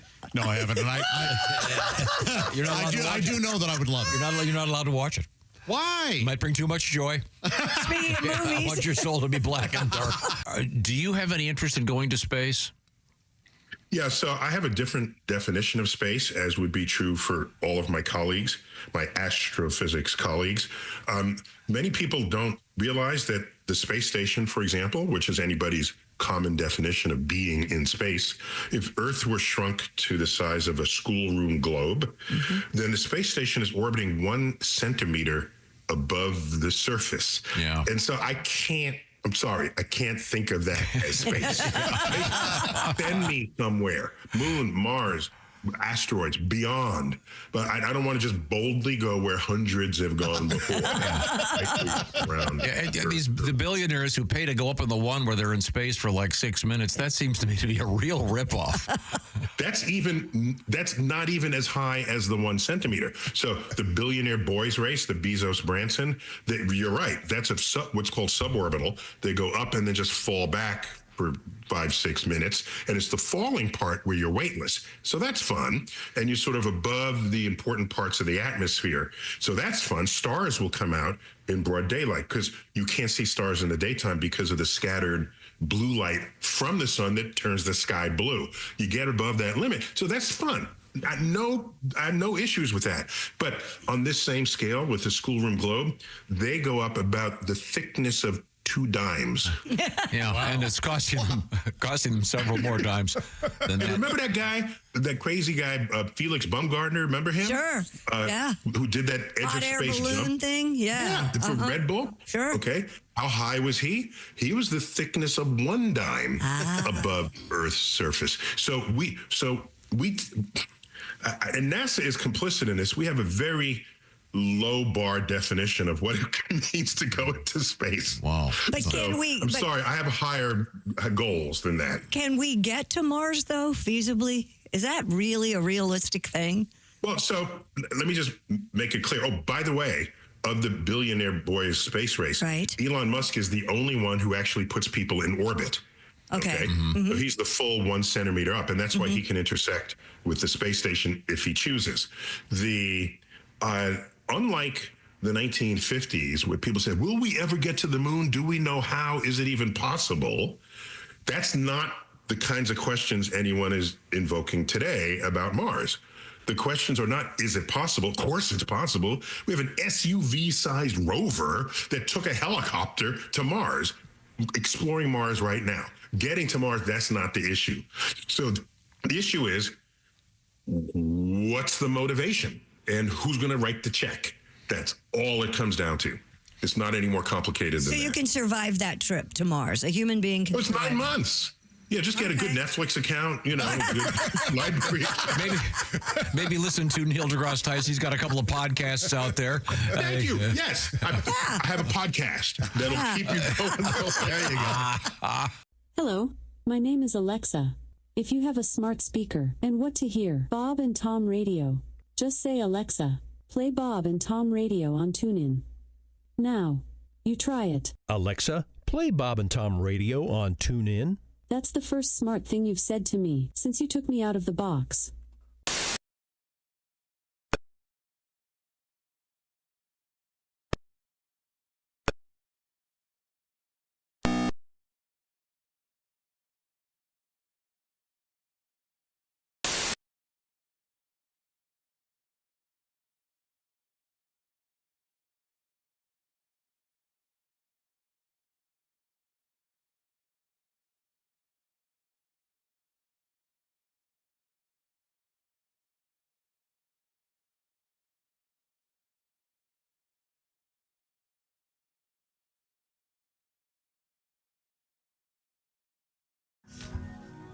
Hey, welcome back to the Bob and Tom Show at the Silac Insurance News Desk. It's Christie Lee. Hi, Chick. There's Jeff Oskey. Hey, buddy. Josh Arnold. Hello. We're in the O'Reilly Auto Parts Studios. I'm Chick. There's Ace Cosby. Hello, Tom. How are you, buddy? Good. Are you telling me that you don't smell pickles? I've smelled pickles all morning. I didn't go out to the break room last break. I smell it in here. Is it me? Do I reek of pickle? It might be. Have you been eating pickles? No. That's why I was concerned. Wasn't that... hang on, let me check this. Oh, that means you're about to have a stroke. Okay, good. Doesn't it? Didn't Maury Amsterdam's wife on the Dick Van Dyke Show was named Pickles? Yeah. Yeah, I remember Are you that. eating pickles? Oh, boy. Yeah, that was an old joke from the 8th grade. Now, we were talking about our walk-up music because you were talking about home run derby, et cetera, et cetera. And Christie was not familiar with the notion of walk-up music. So when the batter's walking up there, they play something cool. You mentioned Josh. Get them fired up. Mark McGuire, what was it he played? Guns N' Roses. Welcome to the Jungle. Yeah, thank you. Yeah. You were trying to think of one, and you mentioned this one. I think this might work. If you want to give it a try, I can introduce you. Please don't. Oh yeah, here it goes. It goes something like this. Ladies and gentlemen. Yeah. Shorter than your average news anchor. Smarter than her last 3 husbands. She's tiny. She's legally married. Yes. Technically. Delivering the facts with a smile and a prenup. A great song. The blonde bombshell. Taking off her... Her what? I'm waiting for the I want to say pants. You know it's coming. Pants. No, it's Christie Lee. No, that is a good one. That'd be good walk-up music. Especially if it's a long walk. It's not that long. Yeah, you'd have to edit And the it. announcer- We could edit that. I was running out of things to say. Well, yeah. Normally it's just now batting. First baseman, Christie Lee. Oh, now batting. Ooh. What is this, Jason? Good. Pantera. This is called Walk. Whose is this? I don't know, but it's Anybody's. good. This is up for grabs. Yeah. No. Especially if you want No, too repetitive. respect. Too repetitive? No, it sucks. No, it sucks. No one has ever said that. I just said I it hate to blows. agree with Tom, but I think it sucks. It's a suck. There's no way that sucks. Eats it. Guys, grow penises. Eats it in every way. I beg to differ. Jeez. How about Just Like This, Limp Bizkit? Just like this. Just like this. I don't know that one. He's looking for Or it. if I do, Okay. I just don't know it by. How about this one? Actually, yeah. This is the best one. Chances are, if you had cocaine in the late 80s, we sold it to you. Turning ADD. I'm George Young. Into song. Ladies and gentlemen, he's got no pants on. Slow. Boy, I sure wish it would kick in the other ear. Yeah, this is too slow. You can't walk up to Why this. is it Well, only? I got satin shit. Oh, it's terrible. Terrible 70s era stereo. Yeah, sorry about Great that. song. Oh, And a good intro. yeah. Do you think it's too slow, Christy? Yeah, too slow. Okay. Well, Don't you think? no. I think it works. Okay. Wait a minute. No, Jason is walking in. And Yes, Jason. Real quick. The 2 guys wearing Lululemon shorts don't like Pantera? I'm shocked. I'm just saying. Even people that don't like Pantera, at least, and no pun intended, respect the song "Walk." Oh, yeah. This guitar sounds like every guitar it's that in this pathetic genre. pathetic distortion. Pathetic distortion. He's right. No, he's not right. It's muddy. If turds were music, it would be It really this isn't muddy. sound. Yes, Tom. Thank you. Yeah, I'd be fine with you guys criticizing it if your criticisms were accurate. Is this Christian rock? No. Oh. Striper probably. As far as Lululemon goes, here's our song. Yes. Yes, sir. Yeah, we're putting our Lululemons on. I'll let you know when your boyfriend's in here. on. Get just like this. This song has its place also. Yes, in a garbage You're drunk can in somewhere. A karaoke bar. Oh, To me, it's hack karaoke. Josh, Of course it is. we need to arrange this. Me and you, karaoke bar, doing Summer Love. I can't be a part of something so trite. Is that right? Yeah. It's every karaoke. How about if I do Walk with you and then you do Summer Lovin' with me? How about that? I'll meet you halfway. How about we both do Walk This Way? You be Aerosmith, I be Run DMC. Oh, that's good. Walk this way. That's a good one. Someone told me to. Someone told me to. Someone told me to. Okay, I'm trying to find the top karaoke songs in I'm the going to say United My States. Way, Oh, yeah. Summer Lovin'.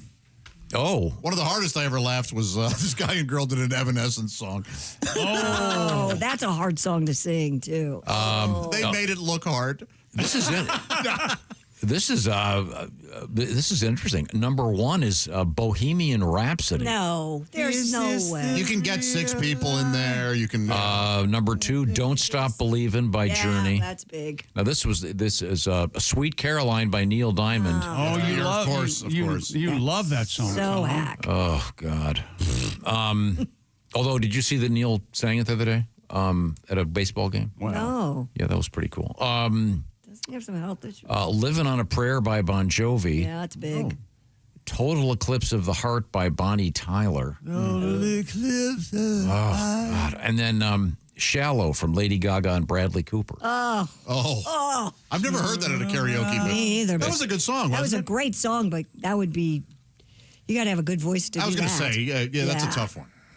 Man, I heard a guy do Bill Withers' Use Me, and when the song started, I was like, oh, yeah, good luck with this. And Yeah, he right. knocked it out of the No park. kidding? Really? It was awesome. Takes a lot of balls, sing Yes. Bill Withers. I also saw a guy do Aha, Take on Me. That was my buddy Mark, and he nailed He every can hit note. that high note. What's your go-to? Oh. I like Brandy, Looking Glass. That's a good one. And I like Sex and Candy by Marcy Playground. And I'll also do a metal version of Alanis Morissette's You Ought to Know. Ooh. Very nice. Very nice. Nobody likes it. Probably better than that Pantera song. Boy, that's what are the lyrics to that one? Respect, walk. Respect, repeat, walk. Okay. Okay, we got that bumpadada down. Is Yeah, you want to lay that foundation for the rocket. Is it still doing it? You're still For Pete's sake. We could play that game all day. No, we're only going to play it until I win, and then we stop. And he considers you giving up and winning. Now, is that sports? No, NBA, WNBA last night, Minnesota, the Lynx beat Chicago Sky 91-78, and the Phoenix players beat Golden State Valkyries 78-77, and a first-time golfer has achieved one of the rarest feats, a hole-in-one. Emma Strong came from Britain to work at the Snack Shack on the golf course at the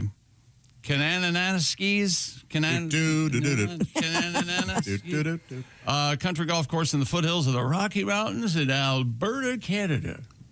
She was convinced by coworkers to play her very first round of golf on the fourth hole, described by the course as the most difficult. Strong teed off, aced the 99-yard par 3 using a driver, 99-yard par 3.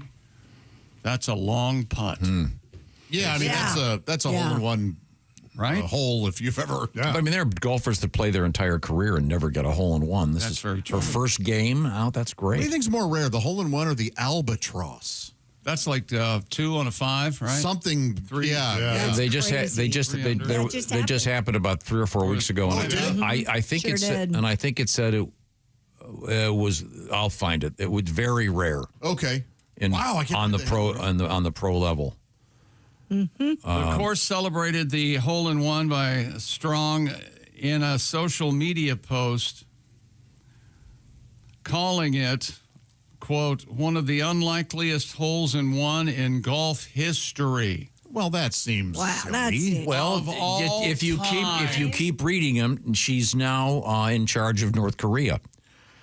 Which you remember? That guy's a renowned hole-in-one. Remember what is it? Kim Jong-un claimed he's playing his first round of golf and had wasn't it 17? Did I say that? Did I see they're trying to open North Korea to tourism? I thought I saw that. It's always been open to tourism, not necessarily to those. Not for a while. It was closed after George W. Bush declared them part of the axis of evil. Right. They said no more Americans can, except unless you're Dennis Rodman. Yeah. Or other so-called dignitaries or whatever. Yeah. Having a couple of morons gone over there and they get stuck in prison for a while. Yeah, you never know what. Be careful. You take a picture of the wrong thing. All the next thing you know, you're getting sodomized by some lunatic that's also in there. Coming up, we have exciting things in the world of news. We have more sports? Yes, we do. One more world record, actually. Okay, we have a massive adult toy theft And freeze branding, the latest way to be part of the crowd.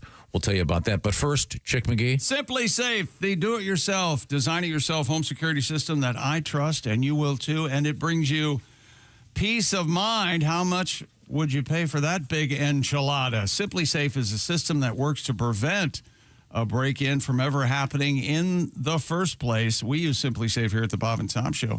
Simply Safe has new Active Guard outdoor protection, because most security systems only take action after someone's already broken into your home. Simply Safe's way ahead of that with AI-powered cameras. Live monitoring agents detect suspicious activity around your property. And if someone's lurking, the Simply Safe agents can talk to them in real time, turn on spotlights, even call the police, proactively deterring crime before it starts. No contracts, no hidden fees. 4 million plus Americans trust Simply Safe and have peace of mind. And there's no better time to take advantage. SimplySafeTom.com. You claim 50% off a new system with a professional monitoring plan to get your first month free. That's go to SimplySafeTom.com. 50% off your first month free. SimplySafeTom.com. There's no safe like Simply Safe. Oh, thank you very much, Chick McGee. And to clarify, yes, a walk-off albatross at the Bromont Open on July 10th of this year. Oh, we might have the best, as much as it pains. This might be the best walk-up music. Absolutely. What is it? Yeah, great song. Yeah. Oh, yeah. Yeah. This kicks in, doesn't it? Oh, yeah. The drum is just amazing. This is, of course, it's Stranglehold. Ted, Christie. Oh, Ted Nugent. Yeah, I'm aware. I think we'd have to edit maybe a little shorter here. Ready? You want this for who? You want this for? You want this for Christie? Yeah, she put a stranglehold. Oh, you're going to talk over it. Great. Well, no, you got to do the intro. He doesn't know how baseball works. No, he doesn't. This is how he ruined Jason's idea for Jeff to have catchphrases. It's the same thing.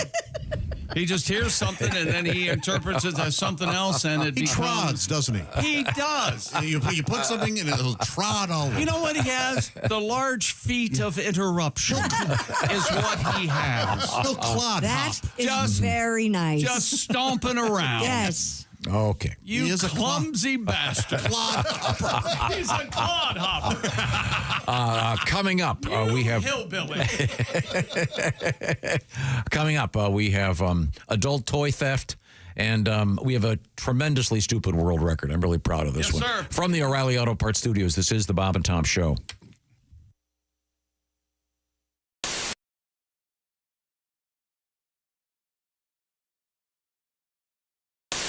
And as most people can tell by looking at me, I got a couple cats. Yeah. I think that's clear.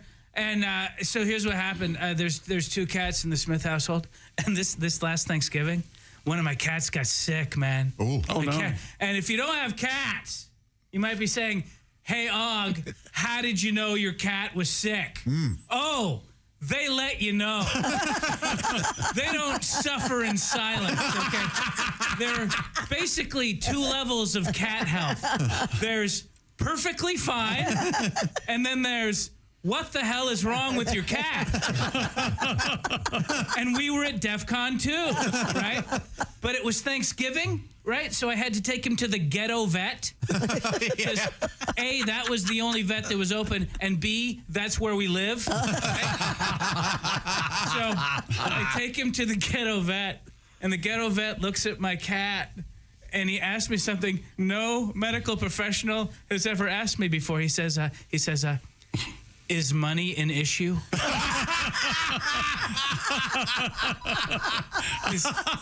Is money an issue? Well, let's see here, Doc.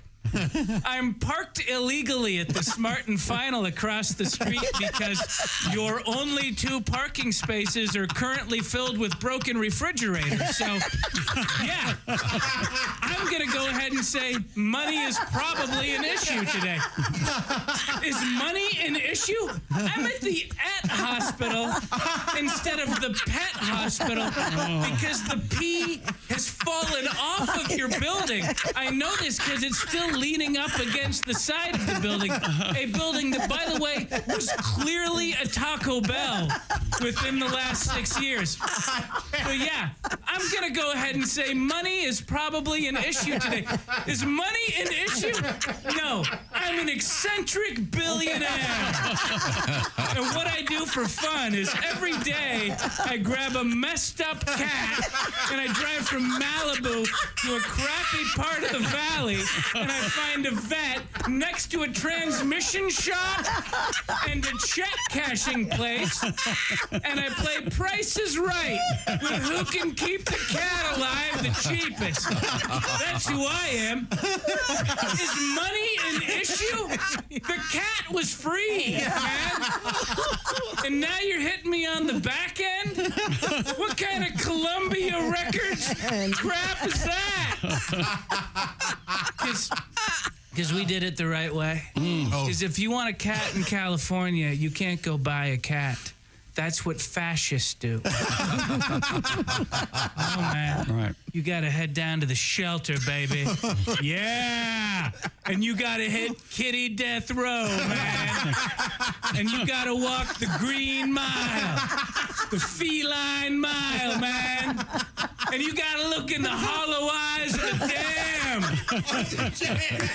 And you got to pick yourself out a street cat, man. Yeah.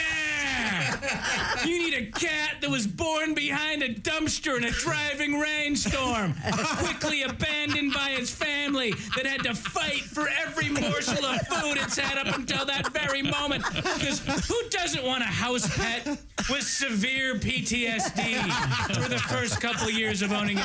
Who doesn't want a cat that goes every time you enter a room? Who doesn't want a cat that swipes at your face every time you take a nap on the couch because you represent the man that did the bad thing? Who doesn't want a pet that views you as the enemy constantly? Look, and here's the thing. I ain't the Innocence Project, man. I didn't walk into the shelter with a DNA swab that proved my cat's innocence. No. Whatever my cat was on death row for, he did that stuff, man. My cat is guilty, and I'm just putting him back into the public. No rehabilitation. And how do I know that's even a cat? I saw this movie where these people adopted what they thought was a kid, and it turned out to be like a 30-year-old Serbian woman, right? This happens all the time. You think you get a cat, and it turns out to be an escaped lunatic from Eastern Europe. It happens so much that they make movies about it. Anyway, the point is, the cat's fine, and it costs $238. Okay. That was the number we decided on. There was a negotiation.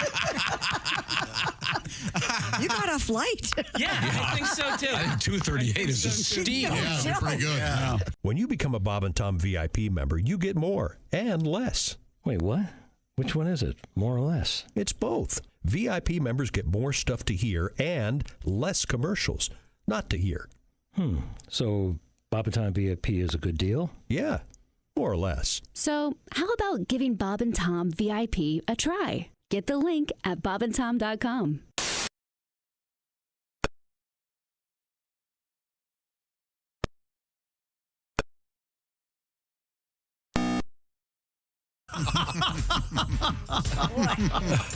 You're a professional. It sounds like we're giving away a family of 4. It does. We have the Gottliebs here. We're giving them Right. Now, they're very clean, first of all, and they will take care of their own living conditions. And hi, Christie. Hi, Chick. There's Jeff Oskey. Hey, man. Josh Arnold. Hi. We're in the O'Reilly Auto Parts studios. It's Ace Cosby. Hey. I'm Chick McGee. Hello, Tom. How are you? Good. We've dipped our toes into the world of sports. Yep. We'll continue to do so. What have you got over there? Well, we got one of these. Stupid World Record. Actually, the walk-up music for Stupid World Records is now Limp Bizkit. This is just like this. This is the song they played before they set fire to Woodstock 99. Yeah. That was good walk-up music. Yeah. Bad stereo again, of course. Wow, wow, wow, wow. That's good. Is this off the Chocolate Starfish and the Hot Dog Flavored Water? That album? Or I don't know. Is there a Chocolate Starfish album? And the Hot Dog Flavored Water is the name of the Nice. album. Yeah. There you go, Tom. How about that? Chocolate Starfish. Yeah. I wonder what they mean there. Oh, I know. I got it. Oh, yeah. Okay. What do you got over A Frenchman has broken the Guinness World Record for the longest duration standing on Nails? a bed of nails. Oh. 32-year-old Ferdinand Morelle. There's a bunch of consonants there that they refuse to pronounce. Spent 13 hours, 13 minutes, 13 seconds with his bare feet pressing into nails to claim the title. Now, you know the trick to this is... What? It can hold your weight, the bed of nails, but if you try to do this on one nail, you get stabbed. Yeah. It's physics, Tom. Yeah, but it's stupid. Well... It still has to hurt. No, the guy's an idiot. It's not going to pierce your skin, though. I couldn't stand up for 13 hours on a board. I could absolutely... Oh, I see what you're saying, Chick. Yeah. Yeah, I could absolutely do that. You could do that. Yeah, but... It's still, you feel it. Have you guys ever laid on a bed of nails? No. Have you? Yes. Is that Ferdinand? That's Is that the a guy. I hate him. It's so dumb. Because he has gray hair? Why? Everything about him. I don't like his short shorts. Yeah, his dong is way too prevalent in those shorts. Yeah, I don't like him. I don't think... Hey, look at my dick. That's a gal, I think. What? It looks a little bit like Is that a lady? I mean, he's got lady hair. He does have lady hair. I like the way he has his hands up. Like you can't. Yeah, he's kind of doing a mincing jazz hands thing. He's like no hands. Well, now I have a question. You can't deny the penis, though. Now, he's never held a hammer. Yeah, most of these records you're allowed like a 5-minute break every hour. But that doesn't apply to this kind of record, right? I don't know. So this guy was standing there for 13 hours. So where does he poop? What about pooping? He poops in the nails. Who has to clean the poop out of the nail? Do they use poop to clean the poop? They'd have to. Poop. You know, you act like these aren't fair questions. I think this is a very fair question. I mean, is his Where buddy, does he poop? His buddy has to bring over a bucket. See? Well, now, hang on a second. Seriously. Now you're talking. Pooping in a bucket. I mean, you know. you can hold your poop for a day, can't you? Yeah, but I'd wear gloves. If you had to, where would you poop if you had to? Would you poop just anywhere? What? I bet you would. No. Side of the road. You think you should be allowed to poop on a beach and cover it up with right? sand. That people can it's just a giant litter box. They should call you. You could be a performance artist. You the human cat, and you could go and poop on the beach. Okay, I'm sorry. Make you happy. The tomcat. That's the Wait a minute, that's our hold it. world record. Were you going to ask where he poops while he's standing on the bed of nails? Of course, you son of a bitch! Man, I tell you. You got what? First of all, it's the stupidest thing I've ever. What a dumb thing to do! And this is supposed to be some spiritual journey or something. To what is it? He says the nail boards are used in yoga and spiritual activities. There is something to pressure points. Yeah. I know. I mean, it's sort of an interesting thing where physics meets biology. But I mean, if this is your idea of getting closer to God, I'm going to go lie down on some nails. Really? I'm going to go have a sandwich and praise the glory of God for giving us food. You go lay down on some nails, Haji. I've got better things to do. Saw the guy. Haji. I'm going to go grab a Reuben. You stand on the nails. Yeah, have fun here today. You want to? I mean, go lie down on the nails. Oh, He's a yogi. Yeah, that guy's. I mean, he looks like a douchebag, doesn't he? Yeah. All I know is he never held a hammer. That's all I know. Oh, there's no way. He's got nice hair, though. Give him that. Hey, Jason, can you put that picture back up just real quick? I wanted to see if I could see something on the shorts. I mean, you can pretty much. Is there a logo? Oh, yeah, Lululemon. There's a surprise. Of course. I take everything back. He looks like a wonderful adventurer. They breathe down there, don't they? Beard is all. He looks like Peter Stormare. a little bit. The blonde from Fargo, and he also looks like Nicolas Cage character in Long Legs. Doesn't he a little Not bit? as striking, You're but right, yes, right, yeah. Okay, I found some other records. And a little like Chad Kroger from Nickelback. Yes. Yeah, that's who I was thinking. Only smaller nose, obviously. Yeah. The most people simultaneously standing on beds of nails, 151. Wow. The longest time spent on a bed of nails, 300 hours by Ken Owen. Boy, that's a lot. Of the UK, not the Ken Owen that we know. have a friend named No, Ken not that Ken. That Ken is an authority on Todd Rundgren. That's true. This is a different Ken. Well, the most layered bed of nails, oh, God. It's a bunch of folks from India, so who knows? A bunch of folks from India. No, it's a series of names I could never pronounce. So we can move forward here. Have we completed our sports broadcast? Yes, sir, we have. Okay, thank you. Hello. If you're just joining us, these are the O'Reilly Auto Parts Studios. This remains the Bob and Tom program, and Christie Lee, with her kerchief around her neck, is right over there. Christie, what have you got? Medical experts are raising concerns about a growing social media trend known as freeze branding. What's this? According to Professor Adam Taylor of Lancaster University, freeze branding, Josh, which is also called cryo branding, was originally developed as a less painful method for marking cattle. Oh. The process involves chilling a branding iron to cryogenic temperatures and pressing it against the skin to leave a permanent scar. Professor Taylor cautioned that the practice can result in severe burns, sometimes deep enough to damage bone. Wait, people are doing this? Yes. Yeah. Additional risks include frostbite, infection, and in extreme cases, the loss of fingers or limbs. This is, I've seen these. You have? Instead of a tattoo, I see. There'll be a brand. I've seen brands, but This is essentially the same thing. Yikes. Idiotic, it sounds like. Painful. I mean, you've never seen a guy that had a brand? I've seen a brand, but not a freeze brand. Board certified dermatologist Dr. Andrea Suarez added that freeze branding can lead to a serious skin infection called cellulitis, which may then progress to life-threatening complications like sepsis or osteomyelitis, an infection of the bone. Oh, nobody wants that. Yeah, the good news is, though, if you have one of these, they can find you and take you back to your herd. Is that right? Yeah. Oh, look, we found Roger. He was running around, but he's got this brand, so we know which farm to haul him back to.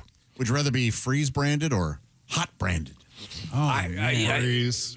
I know. I feel like I would choose freeze also. Is there that's the question. Which one would hurt less? Well, so they're saying they both hurt really bad. Yeah. Man. And they're saying you can get some kind of infection. And Do the cattle care when it happens to them? They say they don't, but How would you know? I don't know. You can't ask a cow. He's not going to go, hey, that hurt. I mean, will he moo, though? I would think so. A pain moo? I would think. Yeah, they moo. Moo! Like, hey, that hurt. Hey, what the hell are you doing? Though, but I think they know, the cows know where they're going when they go through the tunnel and they hold their heads and doosh, right in the middle of their forehead, Did you see, years ago I saw something. You know what I mean. I'll have to check on this. I saw a thing years ago where they were trying to come up with a more humane way to brand cattle, and it dyed the hair. That makes total sense. Right. I've seen that where they kind of spray paint some. It kind of looks. Oh, is that what it was? I've seen the asses of cows that have been spray painted. Really? And that doesn't come off? I don't know. Now, was that done by the rancher or was it a graffiti artist that didn't have a train around to paint? There was a guy named Farmsy. He goes Taki 116. Our house was so out in the middle of nowhere, Banksy painted the cows. What do you think, Tom? You might be a redneck. Banksy. Yes, sir.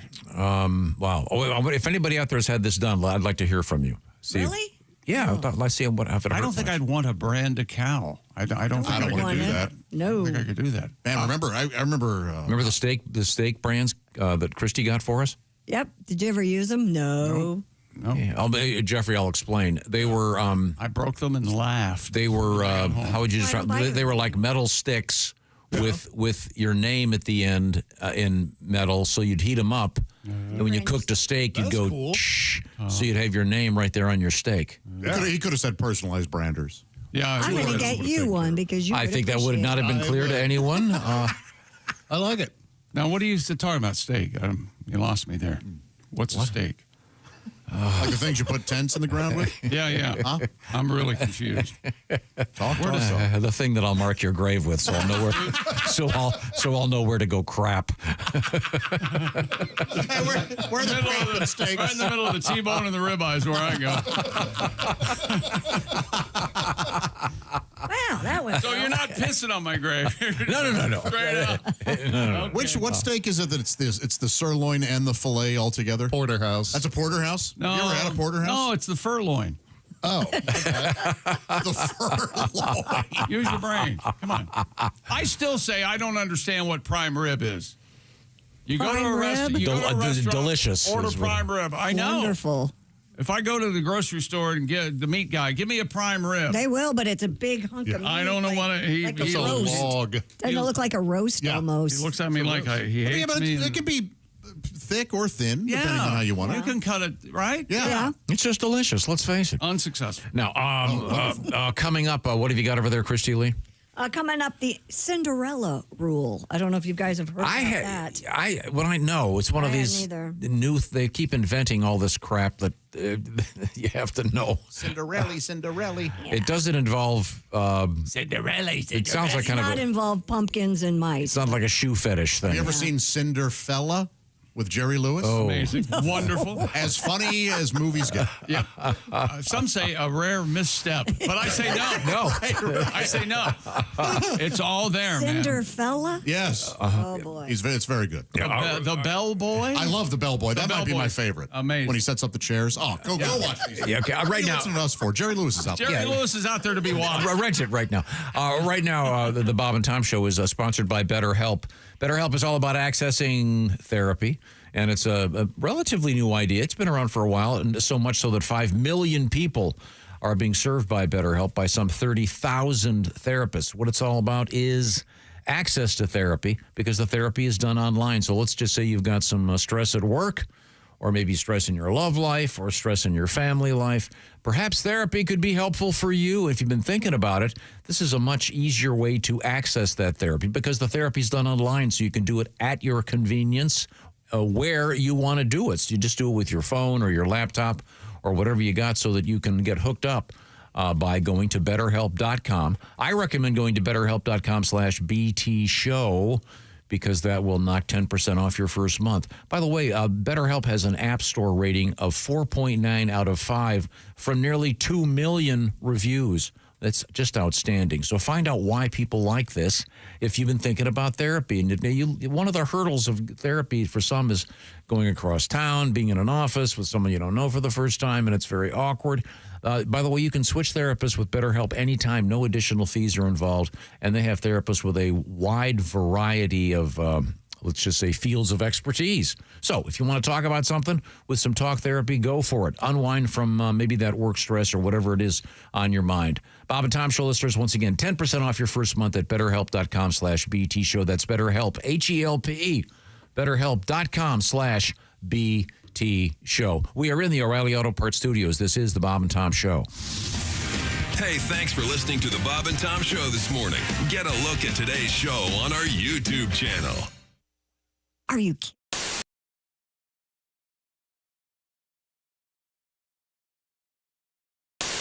Wait a minute. What? Okay, I'm not sure exactly what's happening. Could you focus on the big screen? Oh, my goodness. gracious. Hey, guys. It's some bitch Ed's out this week. He's at the National Toilet Festival in San Francisco. Oh, yeah. So no Ed Septic? No, Ed. It's me, Turd Wrench Tina. Hi, Tina. Is that right?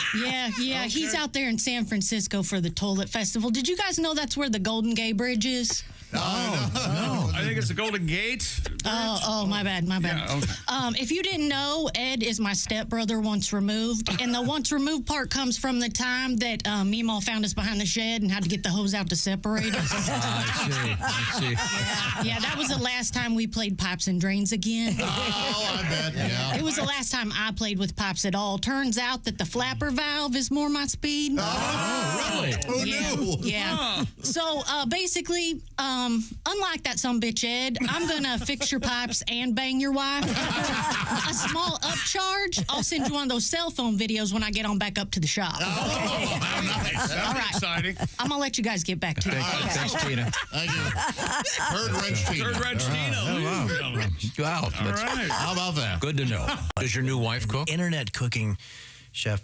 Yeah. She's one of those people that's good at it. I think most people are good at it, but I'm just like, if we're making something, she'll just add a little more salt after we already put the teaspoon that the recipe said. And I'm like, what are you, out of your mind? It says 1 teaspoon. Now we've got to figure out, we have to add all the other ingredients to the proportion that you just put of a teaspoon in there. Right. But it's a gene that some people have that I just don't have for whatever reason. But I always like to say that cooking is not easy. It's not fun. It's not some nice way to bond with your family or whatever. It's very difficult, hard work. But if we don't do it, we die. We literally die. Yeah. Oh, yeah. Somebody's got to do it. And this song has nothing to do with that. I'm getting old, and it's hard, you know. My dad, because everything hurts, you know. I've been golfing, and my dad always used to say this thing about how apparently John F. Kennedy was in constant pain throughout his entire life, but he never once complained about it. But every time I heard that, I was like, well, if he never complained about it, how would we know that he was in constant pain? Like, did he just say it? Like, okay, everybody, I want you to know I'm in constant pain, but I'm not complaining about it. I'm just saying it really hurts is what I'm saying.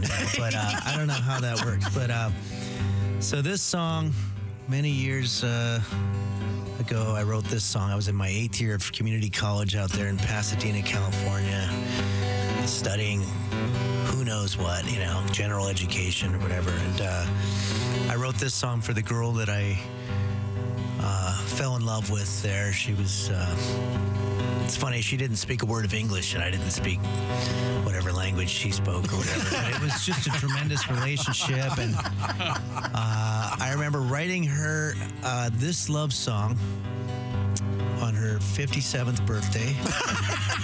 And let's just dedicate this to her. Rosa, if you're out there, well, no, you're dead, I'm sure. This was 40 years ago. But anyway, here we go. You are the blossom, I am the vine. You are the blossom, I am the vine. Sweet little blossom of mine, hanging on the vine, extracting all the nutrients from the inside. Sweet little blossom of mine. You are the oyster, I am the pearl. You are the oyster, I am the pearl. Sweet little oyster of mine, irritating you on the inside, covering me with your shiny mucus-like substance until I shine. Sweet little oyster of mine. You are the earth, I am the moon. You are the earth, I am the moon. Sweet little earth of mine, regulating your tides, using my gravitational pull to stabilize your axis tilt and eventually create a relatively stable climate condition. I think that's how it goes. It's been a while. Sweet little Earth of mine. All right.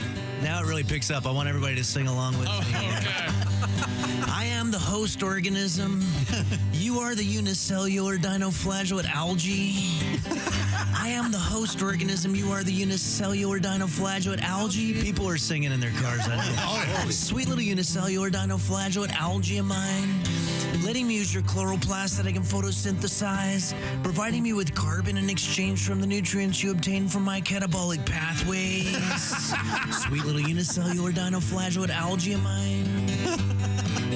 All right, I'm just going to jump to the end here. There's usually 48 more verses of this. You can see them at Danny's Pub and Grill in Naperville, Illinois this Saturday. Henry's.kitchen for tickets. Okay, here we go. You are the Elvis. I am the Colonel Tom Parker. You are the Elvis. I'm the Colonel Parker. Sweet little Elvis of mine, right there by your side. Pulling your bloated 250-pound cocaine and barbiturate-saturated body out of the bathtub to keep you from drowning in a puddle of your own vomit so I can sell more records. Sweet little Elvis of mine.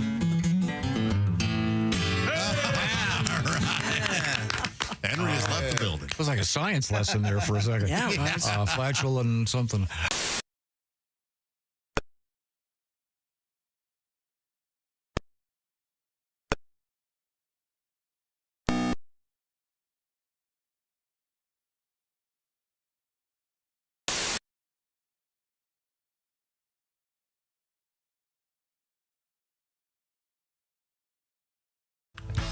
What?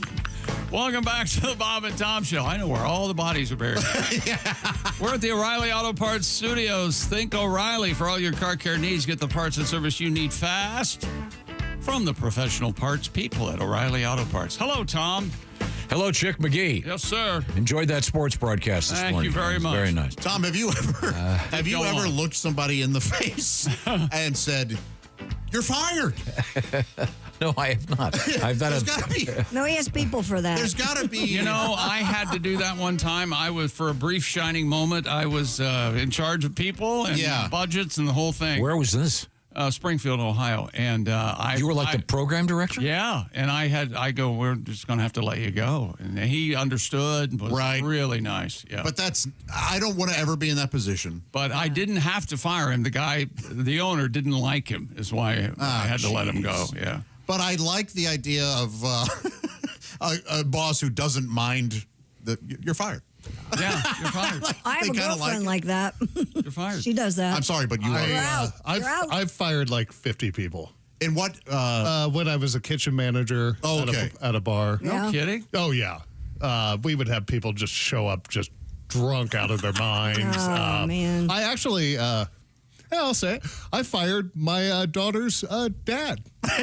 He used to work for me, and I fired him one day. Yeah.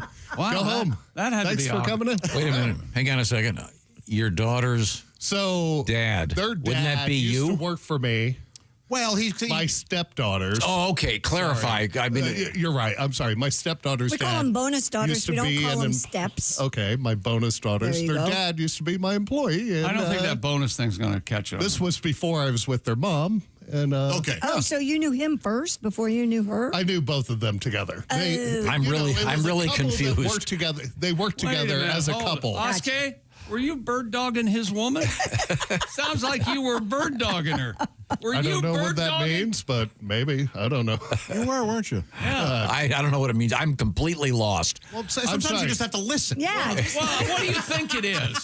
They were a couple that worked at the same place because everyone loves that. Yeah. When a husband and wife work together, there's never any trouble or commotion. Oskar walks up and sees the car. Hi, how you doing? Hey, what you doing? That's bird dogging. Okay. I see. So that was awkward, certainly. Christie. It was awkward when the girls found out a few weeks ago. Funny. Oh, they didn't know? No, they had no idea. And they're like, have you ever fired anyone? I was like, yeah, I fired your dad. You made Dad cry? No, he didn't cry. He didn't care. Makes it easy to hit on her. Hey, your husband can't even keep a job. Yeah, that's a good move. You fire the guy and they go, That what is a a good loser. What a loser. I heard he just got fired. Yeah. I'm not sure I get it what happened, but how about you, Christy? Have you ever been in charge of anything? No, I've never fired anybody. You kind of fired a couple husbands. Well, Were all those your idea? no, not all of them. So you're saying you would still like to be with one of those? No, I didn't. Very helpful. Hang on a second. I remember now one specifically. I apologize. Go ahead, Christy. Yeah. And the first one, he didn't realize that. When you get married, you can't date anymore. I don't know if you know that. That's kind of Some the people rule. don't understand that. Yeah, yeah. It's hard for them to Yeah, very confusing. Very. Yeah. Well, this puts a whole new shine on things. Oh, and with my credit card. Oh, okay. Yeah, there's nothing wrong dinner with for dinner that. for two. Oh, see, I remember that too. I don't want to know these things. I'm so sorry. Where were we? I did look that thing up about this is going back about 5 stories about the golf, the albatross. Yeah. The albatross in golf, which is what a 2 on a par 5. Mm-hmm. I asked if it was more rare than a hole in one because you just It has to be. It has to be more. I rare. asked because I love the sound of my voice. I often ask questions just so I can speak, and you understand. Apparently, it's only happened 4 times in the history of the PGA. 4 times? Really? Well, that's, a 2 on a par 5. I want to say it just happened twice this year, I think. And it trickles down to me. I don't watch golf a lot. It says Patrick Reed aced a rare double eagle at the U.S. Open on June 12, 2025. I have many questions, but I would only be asking them. It said it marked the 4th albatross in U.S. Open history. Wow. Huh. But that was this year, right? Yeah, June 12, 2025. Yep, that's this year. It checks out. 4 times. Wow. Yeah. That's quite a shot. If you're that far away, can you even see it go in? Well, I've always wondered stuff like that. How do you know? So if it's like, 580, 590 on a par 5, give or take, close to 600 yards. So They're hitting 2 drivers depending on That's that 2 first drives. shot. Nice shooting. God, Now, that's good luck. time to check in with Christy Lee at the Silac Insurance News Desk. What have we got? We have the Cinderella rule, ladies and gentlemen. What's that? Thank you for asking, Josh. See, I thank him. You give me dirty looks, right? This stuff, I think interns at Cosmo make this stuff up and it ends up circulating on the internet. This is from Metro UK. Relationship experts say the so-called Cinderella rule can actually make scheduled sex a turn-on. Alice Giddings, Metro UK's dedicated sex and relationship reporter. Yes, I've never had sex personally. Recommends setting... to be rogered. Vigorously. Recommends setting a cutoff point in your head for when intimacy is off the table, which removes the anxiety about being exhausted the next morning. For example... Okay. If you turn into a pumpkin, so to speak, at 10:30, they call me Peter Pumpkin Eater. It means it means the cutoff time for intimacy is about a half hour before that. So wait a minute. So you have to be done with sex by 10. I see. So a timer there. The notion is you set this up with your significant other. Yeah, say honey, from between 9 and 10 tonight. And this story is claiming that some people find this to be hot. Yeah, she says not only does the Cinderella rule give you and your partner a window to initiate intimacy, it also gives you time to build anticipation. How do you get the glass slipper on your junk? Yes. Does it say anything about that? It does not. Does it say anything about banging her stepsisters? No, it doesn't say that either. Yeah, what about bird dog and her stepsister? So Cinderella, when it comes to sex, it's called the Cinderella rule. The Cinderella rule. I would prefer a Cinderella rule to be about starting a heavy conversation as I roll over to go to sleep. Oh, yeah. Can we do something about that? That's always fun, isn't it? Now, Josh, explain the one you were explaining to me off the air, the DoorDash rule.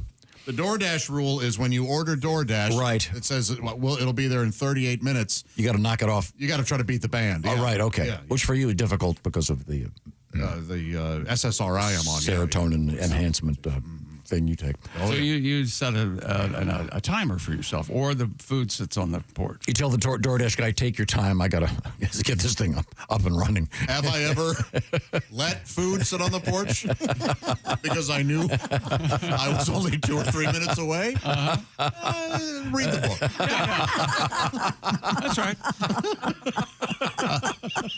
Josh, if you thought it was bad with women wanting to talk about something right as you're falling asleep, wait till you have children and you try putting one of them to bed and they ask, is Jesus real? Or why are you and mom not together anymore? It's like, we had all day to talk about this. It's 9:30. And now you want to talk about this? Why did you fire my real dad? Exactly. Little things like that. Kids are amazing at that at bedtime. Wow. Yeah. They want to know the most complicated stuff right at bedtime. By the way, I think it's interesting that this newspaper, whatever it is, has a dedicated sex reporter. Well, of course, yeah.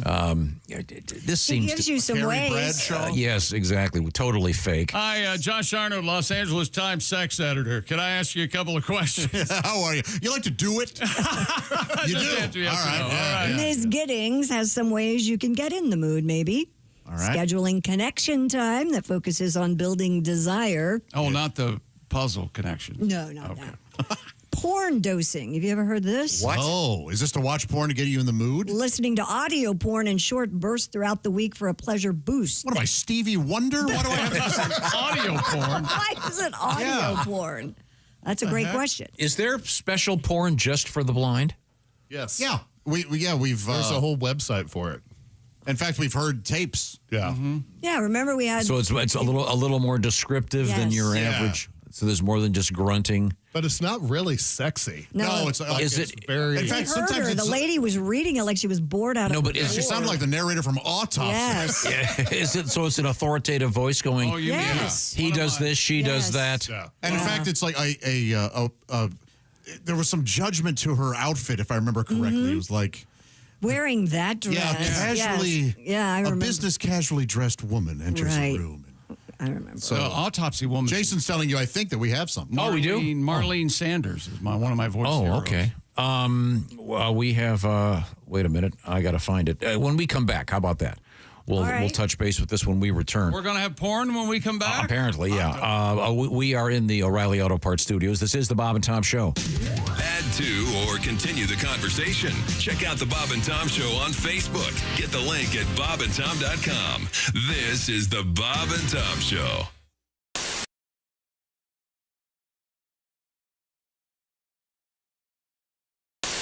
Oh, there we go. Hey. There he is. We're talking to comedian Dusty Slay.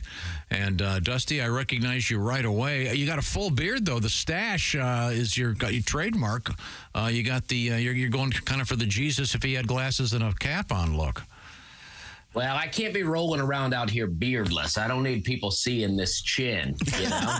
I see. Great to see you, Dusty. Yeah. Great to see you. I'm pumped to be here. Dusty Slay is a great comedian, and he's got a Netflix special that, as they say, was just dropped.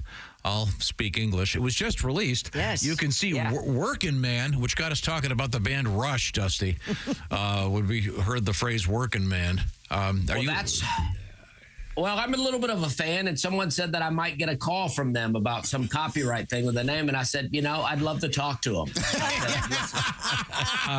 Let's do it. Well, you've got a tour going, and Geddy Lee has a book coming out, so we're even. Dusty has an interesting background. You were a working man there for a while. You had some real jobs. Weren't you a waiter for a long time? Oh, yeah. Well, I worked a lot. My dad thinks I'm still in high school. I don't think he thinks I've ever worked a day in my life. He goes, what's this working man thing you're talking about? But yeah, I waited tables. I used to work in Charleston, South Carolina at a restaurant called Hyman's, which is located on the same block as a restaurant called Sticky Fingers. And, I'm not making that up, just telling you where it is. I remember that. That's a seafood place. Hyman's a beautiful seafood place. We've been there, too. It's great. It is great. Yeah. And you were a waiter there. Were you a good waiter? I think I was pretty good. I had a little bit of an attitude problem towards the end, but I think I was good, you know. People would come in there and they would ask for weird things. They'd be like, they'd be like, you know what? I haven't done this joke in a long time, and I even forgot the joke. They're like, these jokes are not on the special. I didn't forget any. They're like, what's a good wine with the fried catfish, you know? And I'm like, I don't know, a Budweiser? There we go. It's a hot joke. It's a hot joke. Dusty, you have done a number of the late night shows. Do you remember what was the first one you did? Do you remember?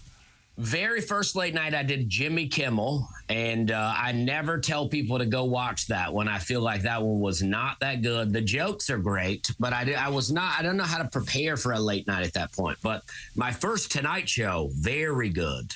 Cool. Well, let me ask you this.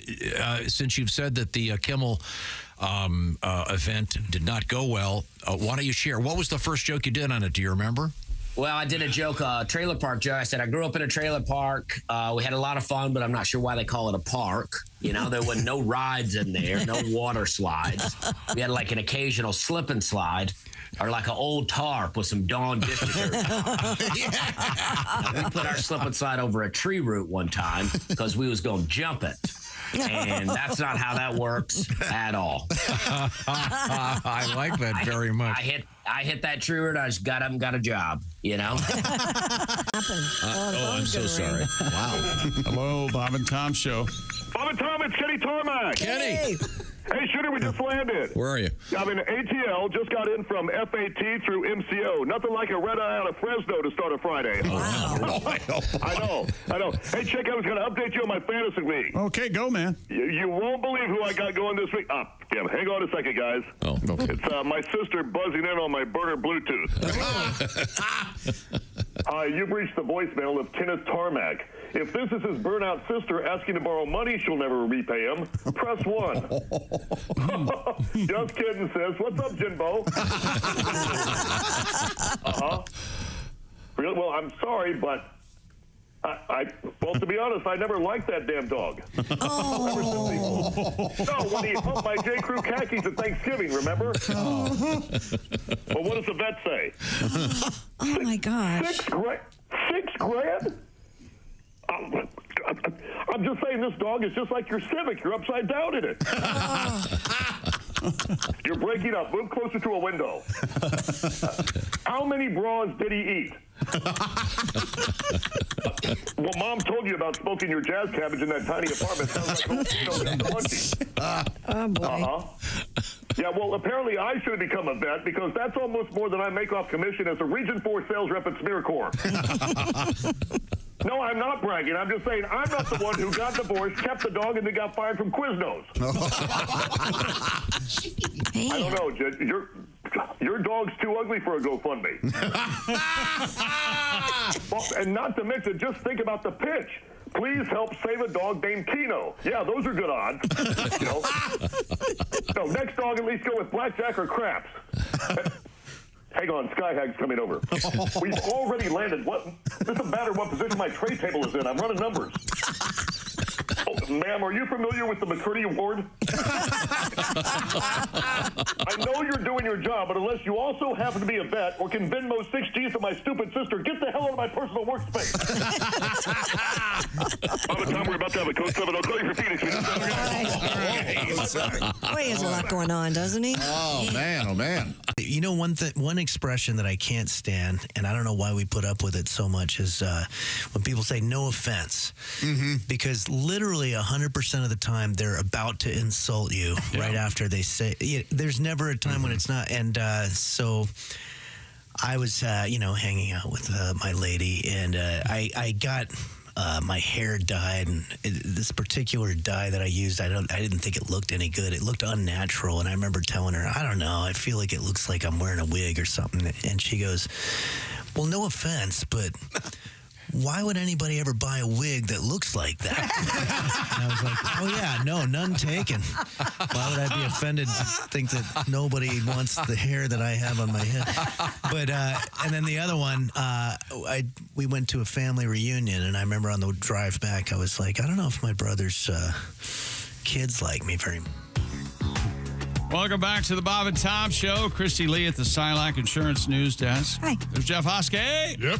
Pat Godwin quit. There's Josh Arnold. Hi. Ace Cosby's here. We're in the O'Reilly Auto Parts Studios. I'm Chick. Hello, Tom. Hello, Chick McGee.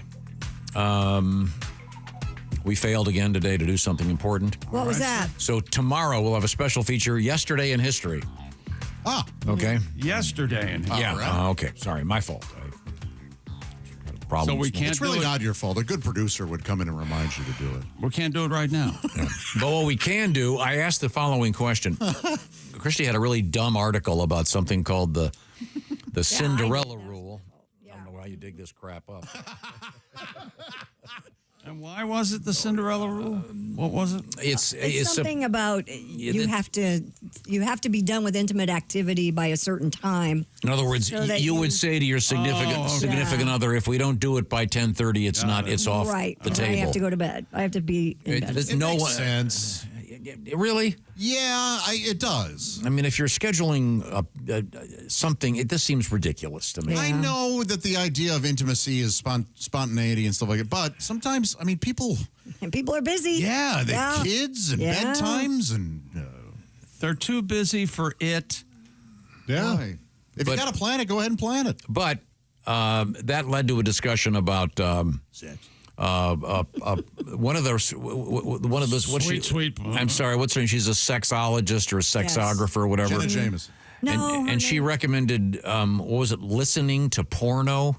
It said porn dosing, listening to audio porn in short bursts. No one on earth calls it that. For a pleasure boost and help build anticipation. Well, this was written in the UK. So they. No one in the UK's ever seen. Well, it's her doctor. This is her specialty. Yeah. We're just now learning She's about just it. just making all this crap up. Ever seen any? Oh my God! Most doctors do, but Seen any porn with Tina Throat? Have you ever seen her? Tina Throat. She just gets right to it. She is amazing. Ironically, an anal queen. Yes. Now that's right.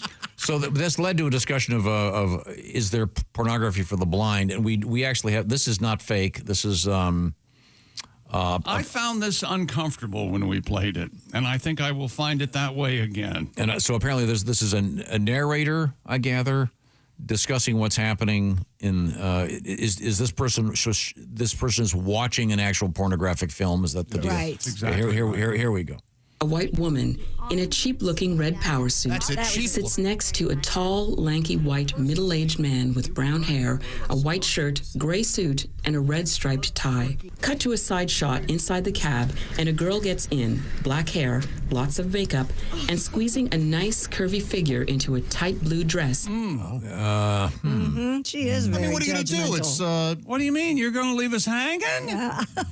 Well, Don't leave me hanging, Well, bro. there's nothing hotter than cab porn. What's wrong with you, man? Taxi? I am aware of Fake Taxi, yes.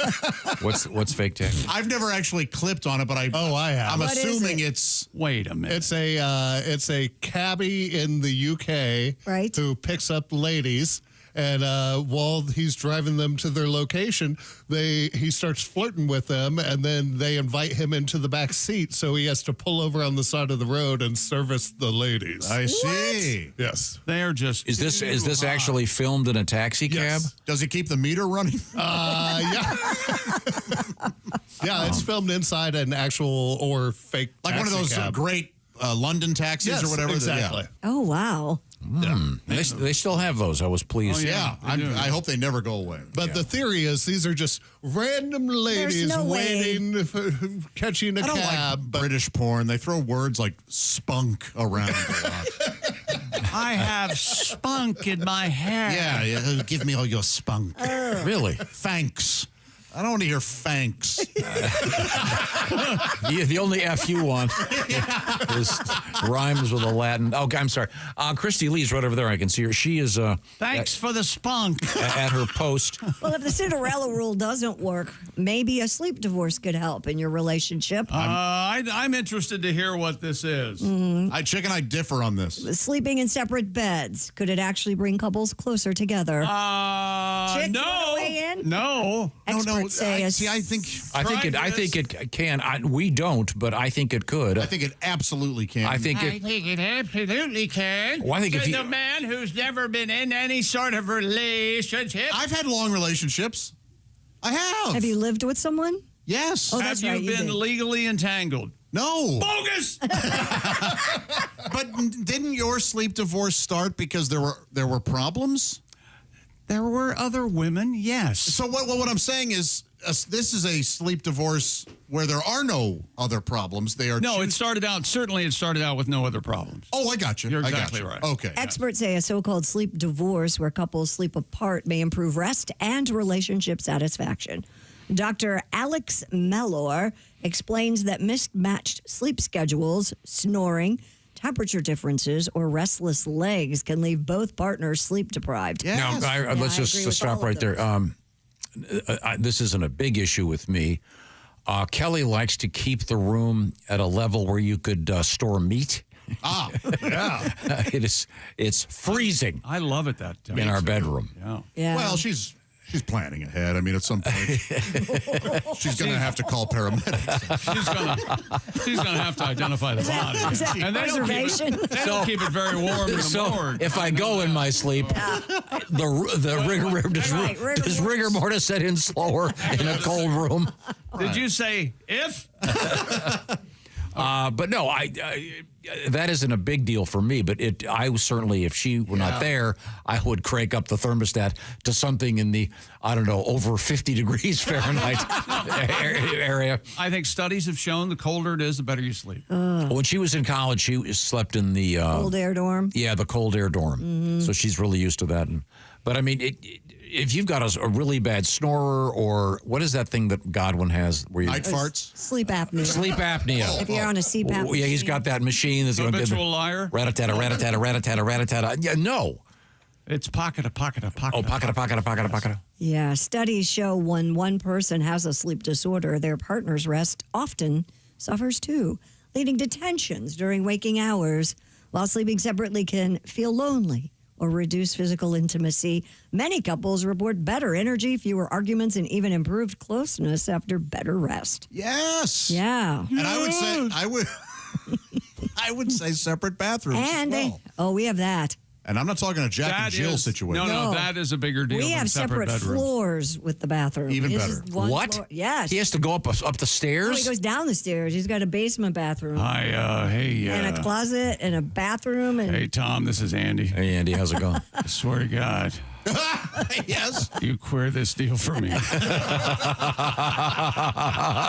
I got her thinking it's her idea. Okay, it's don't great. worry about it. Who wants to go downstairs in the middle of the night? Well, he can Well, he use can pee a upstairs, bathroom, right? but Yeah. I mean, like his showering and Oh, all okay. his Have a stuff is rag? done upstairs. Do you have a rag in your bathroom?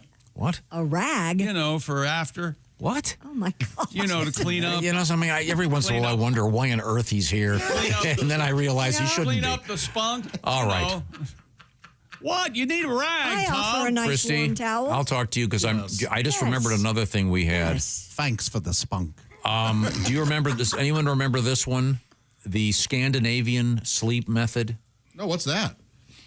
popularized in Denmark, Norway, and Sweden. It promotes the use of employing 2 twin blankets Oh, I thought I have in that. bed. My grandparents did that. We have a comforter that zips up the middle, so his side has got nothing in it, and mine has a bunch of down in it because Andy sleeps. He's really a hot sleeper, and I freeze.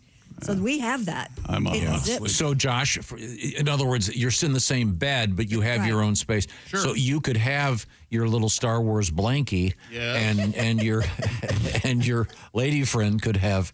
Have you met your sons? You judge joke. me on. Yeah, he has Yeah. every Lego ever made.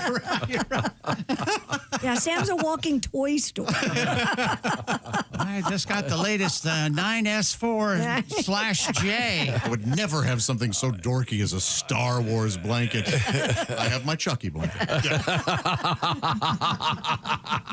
There you go. Well, very enlightening. Thank you very much, Christie. Oh, we have a guest coming up. I'm so excited. One of the very funniest guys we've talked to in recent years. He is Joe Dumbrosski, comedian. He's coming up next. Very excited about that.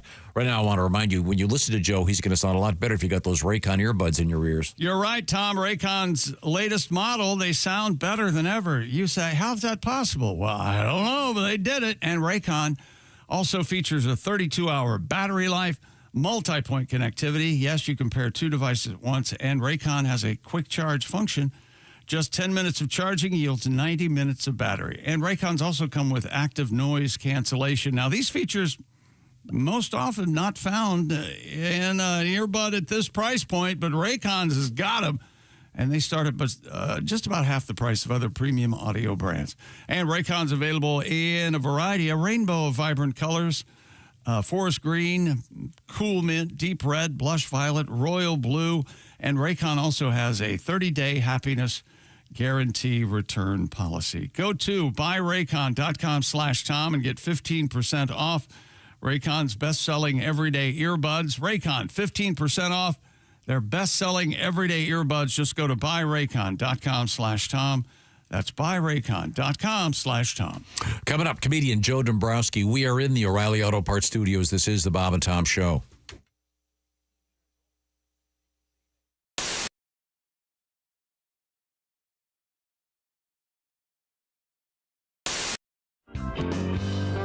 A Swedish sexual rights group unilaterally proclaimed a new English term for what it considers one of the most misunderstood parts of the female anatomy. Who's this group? I'm sorry. A Swedish sexual rights group. Okay. They want to change the name of the hymen to the vaginal corona. The vaginal corona? Corona. So does that mean it's still Isn't there? that corona? If there's a lime in it? Corona. Corona, right? What is Corona. Isn't that already taken? Vaginal corona? No, isn't corona already used in anatomy? Well, not vaginal corona. Not vaginally. You can add the names. But vaginal corona. Who was upset about the word hymen? The group hoped the new term would displace the traditional Swedish word for hymen, which is too long and too weird for me to pronounce, which translates literally as virginity membrane and led to misconceptions about female sexuality. It's you pronounce that the Phonortner. The Phonortner? The Phonortner. Actually, I think it's the plug-in vagin. The Phonortner. The plug-in vagin. The plug-in vagin. Come on. Go with the corona. Why I sat on this story for 2 hours. Come on I was now. worried about Hyman's classic, like Yankees. You're not going to get rid of that. But it was. So this is just the Swedish. They don't want to change the English term.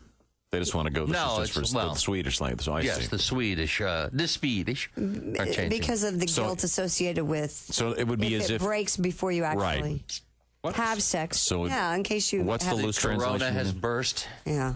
Mm-hmm. Oh, really?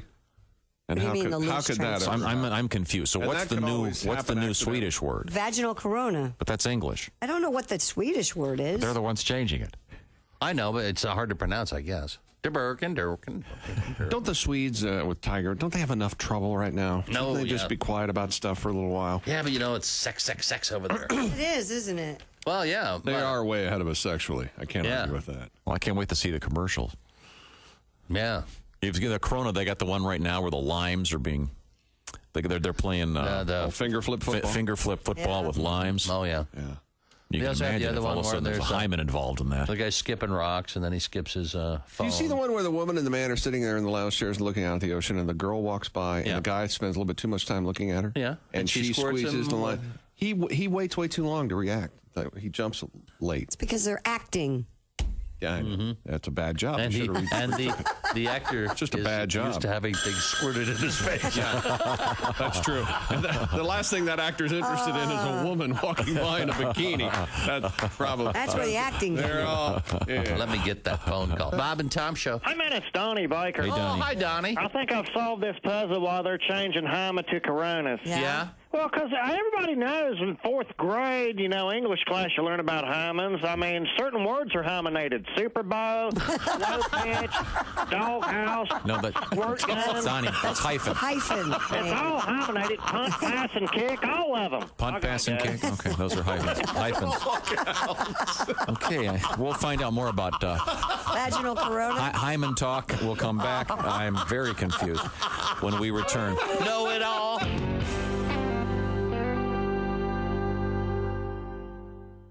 It turns and sways. Okay. Well, thanks for the call. Have a great day today. We're going to move And I've got forward. one more thing. May I say one more thing? I've been waiting 20-some years for this. Is everybody listening? Yeah, we're listening. Uh-huh. Okay. Chick, go back 20-some years, 1998, Fort Wayne, Indiana, all weekend with me. What? There we go. Yes.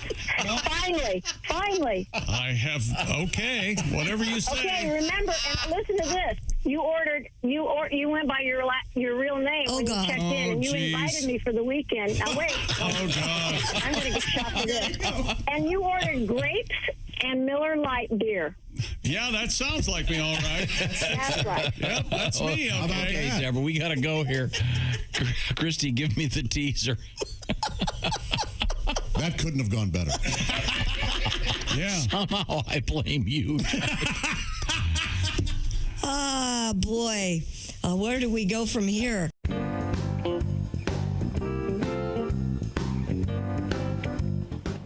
Wouldn't you like to know what Chick McGee does while commercials are playing? I sure during the would. Bob and Tom Show? Walk this way. Okay. Here you go. You're going into the restroom. Well, no, this happens sometimes. Sometimes you have to do quick decision making. It's locked. Right? Normally, everyone who works here knows that they shouldn't be in the bathroom when we're in commercials. Of course. Because I might have to use the bathroom. Number and one. I can't use the bathroom any other time than when we're in commercials. Number one or number two? I'd rather not say. Oh. Well. Hello. Hang on. Your name, please? Chris. You're fired. You taught him his lesson. Oh, yeah! Woo! Ah, refreshing. Wait a minute. Did I fire him? Yeah. Why aren't you gone? Get your Because he has no real power here. Show. There's Christie Lee. Hi. Josh Arnold. Hi there. Gonna slow things down. It's Jeff Oskey. That's right. That's right, baby. All right, babies. We're in the O'Reilly Auto Parts Studios. There's Ace. I'm Chick. Hello, Tom. Hello, Chick McGee. We're talking about some news story. It's, what is it called? Cinderella sex? Cinderella rule. Oh, the Cinderella rule? You set a time limit. You got to be out. Okay. Yep. I know Bill Cosby was into that boy. Sleeping Beauty sex. Boy, wasn't he? Man, oh, man. Kind of a different fairy tale. What a rascal. Very. He was a rascal. May still be. Who knows? We are doing some stuff electronically. Through the magic of contemporary science. We're trying to hook up with our guest. Why don't you just say it like a normal human being? Because like people forget, the great engineers in our culture are often overlooked.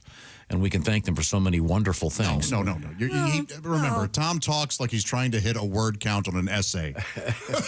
Yeah, he does. So many times I have wondered along with you as well. Right. I'm not sure. I try to take that. What do you think about this situation currently going on? What we're trying to do is hook up with comedian Joe Dumbrosski. He's a great comedian. I'm looking forward to talking to him. We sure had a great morning with him when he was in, didn't we? Yes, we did. Very fun. I guess he didn't want to come back in. I believe he's out west.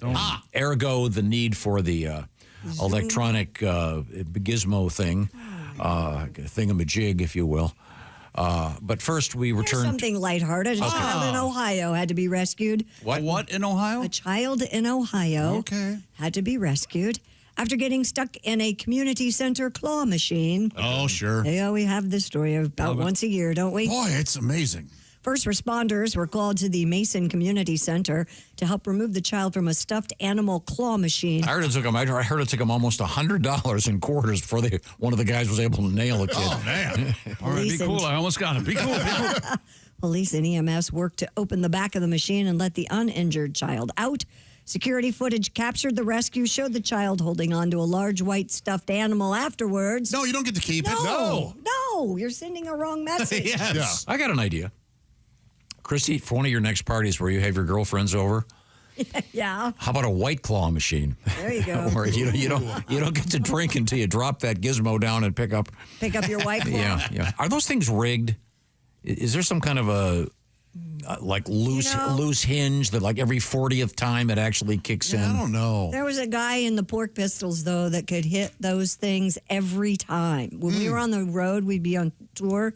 He would win so many like really stuffed animals. Really dusty stuffed animals. Okay. It was crazy. Yeah. So there must be some kind of trick to it. I was just wondering if they were rigged or Todd what. Boner was his name, by the way. Okay.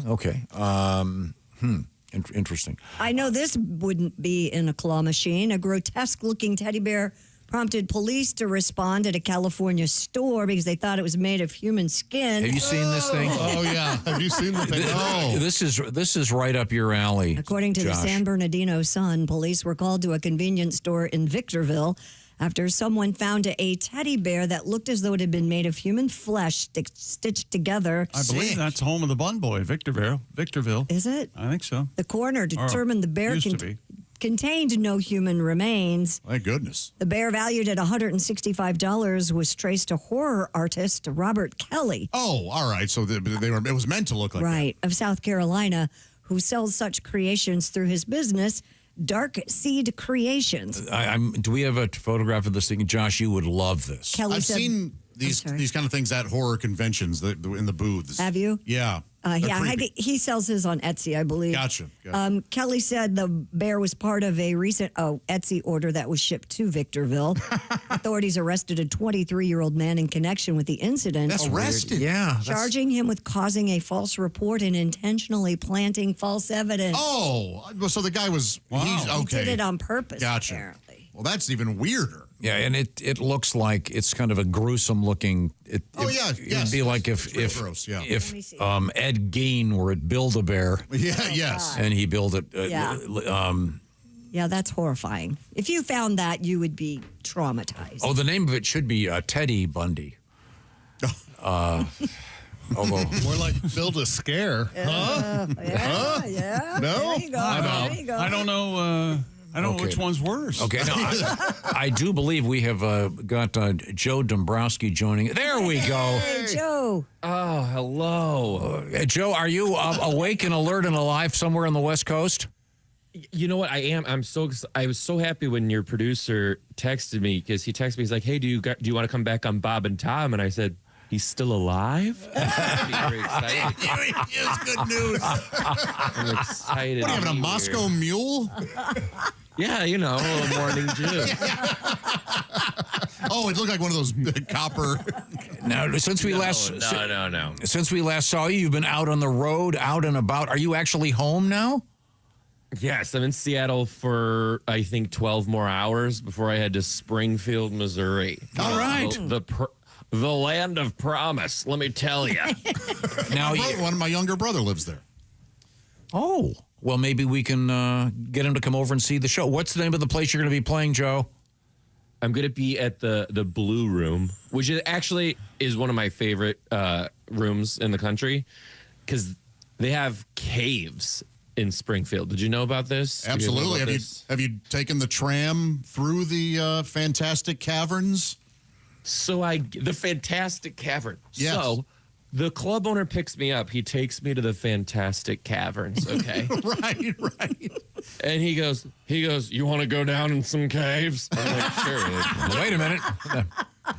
This guy sends me down in the caves. I'm in the little cart to go into the Fantastic Cavern. He's like looking up at me. I'm in here by myself. Then I realized I was in the caves, just me. And I had a mustache in the time, which is important. In a cave full of fourth graders on a fourth grade field trip. I came out of this cave after a herd of fourth graders, a 6'3" man with a mustache, wearing a shirt that said, "I just rode the fantastic cavern." I'm like, there's something not okay. right. Joe Dumbrowski is our guest. Joe, once again, on his way to the Blue Room Comedy Club, Springfield, Missouri, beginning tomorrow evening. Is that correct? Springfield, followed by St. Louis, followed by Lexington, Kentucky. Oh, I see. You're going to be in St. Louis the 18th and 19th. That's Friday and Saturday at the Funny Bone, of course. And then Friday and Saturday, August 23rd and 24th at the beautiful Comedy Off-Broadway in Lexington, Kentucky for some great stand-up comedy with Joe Dumbrosski. Joe, it's a great pleasure to see you. Are you currently in your home? I'm in my house. I live in a house that's trapped in the 60s. I was going to say, do you live in a trailer? My paneling. Yeah, I would think a man of your taste, I would think that if nothing else, a black curtain over that, over the hideous fake walnut paneling. It looks like a church rec room. It looked like my bedroom. Well, I really wanted the theme in here. I was really going for something that reminded me of the AA meetings at the VFW. So I think I hit it on the head. Mm-hmm. Oh, wow. Is that an electrical outlet by the ceiling there? What is that? Or an intercom? Yeah, this is an intercom, Tom. I don't know if you know, but when your house is gigantic, you can have an intercom. My place is relatively large. I just run to the stairs and scream and they don't hear me. Well, God, don't say that out loud. Now they're going to listen and it'll be on Dateline. Joe, in Springfield, Missouri, there's a restaurant called Lambert's. I don't know if you've been there yet. Where it's home of the throwed rolls. This is famous. We're not making this up, Joe. This is they throw the rolls at you. Yes. Now, were you very athletic in school? Wow. Way to judge a horse by its butthole. I don't know if you need to know. I can catch a roll or two. Yeah, we keep threatening to go there and do a show. It's wonderful, yeah. And are you allowed to bring in a mitt? Boy, I think it's frowned upon. Okay. You know, the Roll Fest, I'm really fascinated with this story, but last time I was on the show, we were talking about your shirt. Can we address it this time around? Because yes, last time we've had. I was wearing a Carhartt, a flannel Carhartt shirt, yeah. Mm-hmm. And we've upgraded to something with Kohl's Cash. Oh, this is his summer Dickies. Yes, I wear the Dickies brand, the work shirt. Yeah. You know, I'm feeling it. I'm feeling it. I think we've found our niche. I think so. Now, let's give comedian Joe Dumbrosski a question he's not expecting. We were talking about this earlier, the so-called walk-up music in baseball, in which the player they'll pick a song that is appropriate, has a certain maybe action level, so they could walk up. And now in the world of comedy, often they play walk-up music. Do you have a thing that you usually choose, or was there something you've ever given this any thought at all? I don't know if you guys remember, I'm originally from Detroit. Mm-hmm. So my song actually is Back That Ass Up. Yeah.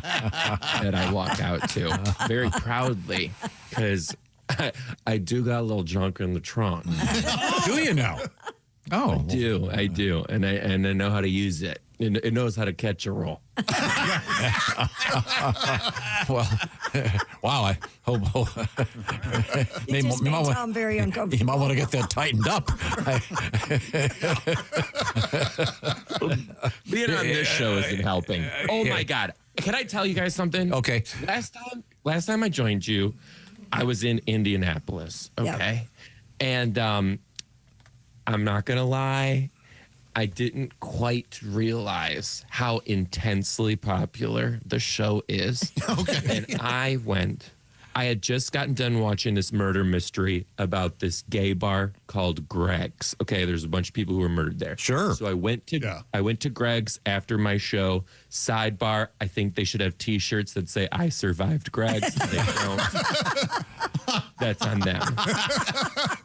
These big-ass burly, corn-fed Indianapolis gay guys come up to me. I think I'm about to be murdered. And they look at me and they go, heard you on Bob and Tom this morning. Great job. We're going to come to the show tonight. I was like, this is incredible. Everywhere I went in the city, people were like, heard you on Bob and Tom. Heard you on Bob and Tom. I'm like, what show did I go on? It was fantastic. Your fans are ravenous. Yes. I enjoyed it. I've seen that documentary, by the way. Yeah. Yeah. That's it's scary. And it's not quite done. There may be more to that murder thing. Yeah. Very, very scary. Very scary. But I hopped on it. I think you were talking about Ted Bundy, and now we're talking about this guy. So yeah, I think this is the Halloween episode. Yeah. That T-shirt idea is actually pretty good. They might. The fact that they didn't change the name and might be worth doing. Now, Joe, last time you were here, weren't you remodeling your house?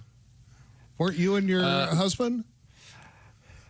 Yeah. So you never made it to that room? Yeah. We're back to the room. Well, actually, we are remodeling a house. Let me just make sure there's no incriminating information on this. But we just got done remodeling our nursery. We're having a baby. Wow. Yeah. That what? Hold that back up. I couldn't see that. It's just the ultrasound. Oh, wow. Yeah. Oh, cool. Maybe all right. Very good. Now, did they do the standard? Did they do the standard thing where they go, "Do you want to know if it's a boy or a girl?" Did they ask you that, and did you say yes or no? And you don't have to answer any of these questions. They did ask us that, but we actually we did IVF and surrogacy, which is just as the Lord intended it. But we knew going in. Oh, okay. So we were. You don't have to. You don't have to tell us. Every time I've done that, I have never known. Oh, okay. You never. And how did that go? He's always surprised. It's always a surprise. 50-50. But yeah, no, I've never known. It just. I don't know. It's you like that? Yeah, but also I understand that it's one should not ask someone to if they now we do the so-called we never did the gender reveal thing, which those big parties I don't approve of. They usually end up in some kind of forest fire. Because of the blue fireworks set the forest on fire. Yeah, I don't get it, but the most amazing gender reveal that I saw was somebody put a big balloon on the back of their motorcycle and they kept revving their engine, and the balloon got bigger and bigger and bigger until it popped and let out some colorful smoke. Let me tell you what. Tell me why they did this inside their living room. You're all gonna die. And the house that it was in did kind of resemble this. It says a lot. Yeah. Did you see the one where the wasn't it an alligator and there was the grandma in the wheelchair? Oh yeah. And it got a little bit too close to her. Yeah, that was ballsy. Wait, insane. what happened? She survived. Don't worry. Why did they have the alligator? Was it going to? They threw like a ball, and when they bit through it, it released. Okay, yeah. But it did get close to grandma in the wheelchair. It did. Yeah. People are insane. If you want to see some great comedy starting tomorrow evening, if you're in Springfield, Missouri, it's Joe Dumbrosski, a double thumbs up, both Wednesday and Thursday evening, and then Friday and Saturday at the Funny Bone in St. Louis, and then coming up Friday, Saturday in August, it'll be the 23rd and 24th. The Great Club, Comedy Off-Broadway in Lexington, Kentucky, one of the most beautiful cities in America, for some absolutely brilliant stand-up comedy. And congratulations, I guess, are in order here, Joe. Yes, that's wonderful. Yeah, that's great thank news. you. Thank you. Very excited. When's baby coming? What month? November. So it feels soon. like tomorrow. Yeah, I don't know. I don't know if I'm ready to be a dad. I still feel like a little boy myself. It's crazy. Again, a question you don't have to answer. You can give this a yes or a no. Have you picked out a name or a set of names, and are you on the same page with it with your husband? Let me tell you what.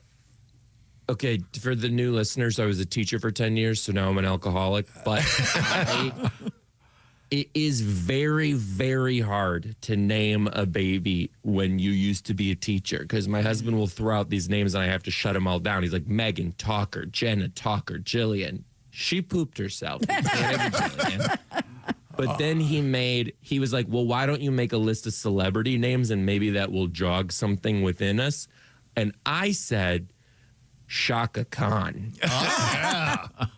And he hates it. He thinks it's racially insensitive. I love it because can you picture two gay dads with a Shaka Khan and it's not a French bulldog? Like that's a good name for a baby. And I just want to go to school and be in the pickup line at parent pickup so I can look at this baby and yell for her and say, Shaka Khan. Everybody, Shaka Khan. Ladies and gentlemen, that's a closer. That's well awesome. Joe, you are the best. You are so funny. And hey, congrats, and hope to see you again soon. And I suggest everyone go see Joe's show. Bye, he's Joe. incredible. Thank you, Great Joe. to see you all. Thank you. Oh God, that guy is so funny. What a fun man. I had no idea that question would lead to one of the funniest things he's ever said. Very, very nice. Right now, if you want to be at home, maybe chilling out, feeling confident. And having peace of mind, that's where Simply Safe comes in. Simply Safe is a system that works to prevent a break-in from ever happening in the first place because, security systems react after someone already breaks in. Not Simply Safe. We even trust it here at the Bob and Tom Studio. Simply Safe has new Active Guard outdoor protection that helps stop break-ins before they happen. Simply Safe has AI-powered cameras and live monitoring agents detecting suspicious activity around the property. And if someone's lurking, agents can see and talk to them in real time, turn on spotlights, and can call the police, proactively deterring crime before it starts. No contracts, no hidden fees. 4 million plus Americans trust Simply Safe, and monitoring plans start around $1 a day, and they have a 60-day money-back guarantee. Visit simplysafetom.com right now to claim 50% off a new system with a professional monitoring plan and get your first month free. That's simplysafetom.com.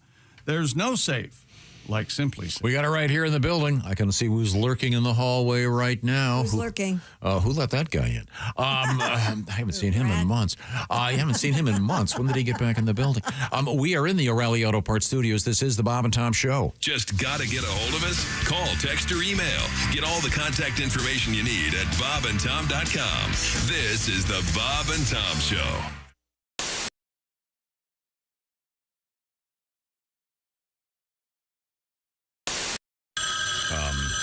Wait a second. I'll get that. Hello, Bob and Tom Show. Bob and Tom, it's Kenny Tarmac. Kenny. Hey, Shooter, I'd love to say we just landed, but I'm still driving. I know. Like I said yesterday, with all these spring breakers clogging up the airlines, I rented a car. Oh, wow. Making the most of my wizard number, but it's fair to say I've had my fill of Zone 4 people. I know. I just crossed over into IL from IN, and for once I didn't have to do a touch-and-go at ORD first. Oh, nice. I'm at a truck stop, and like most road dogs, I had to re-up on my supply of sugar-free Celsius and veggie straws. And I'd be giving anything to be in the Sky Club about right now, but unfortunately, my rental car has a nail in the tire. Yeah, I got to find a place to get my tire fixed. Yeah. I'll take a bird strike any day over this, but this is really going to set me back. Bob and Tom, hang on a sec. Let me ask this trucker if he knows a place to get my flat fixed around here. Okay. Excuse me, sir. I found myself in a predicament. My right front is low. Picked up a nail. Would you happen to know a reputable tire place around these parts? Oh, you've definitely got yourself a flat there. That's going to turn into a roll down occasion. I only won't attend to it. That's why I roll on Goodyear tires. I don't use those commie brands. I wouldn't put those on a moped, but if you can make it up to Pete's Tire Center, you're only 2 miles away. I think it sounds good. Yeah, I'll try to find Pete's.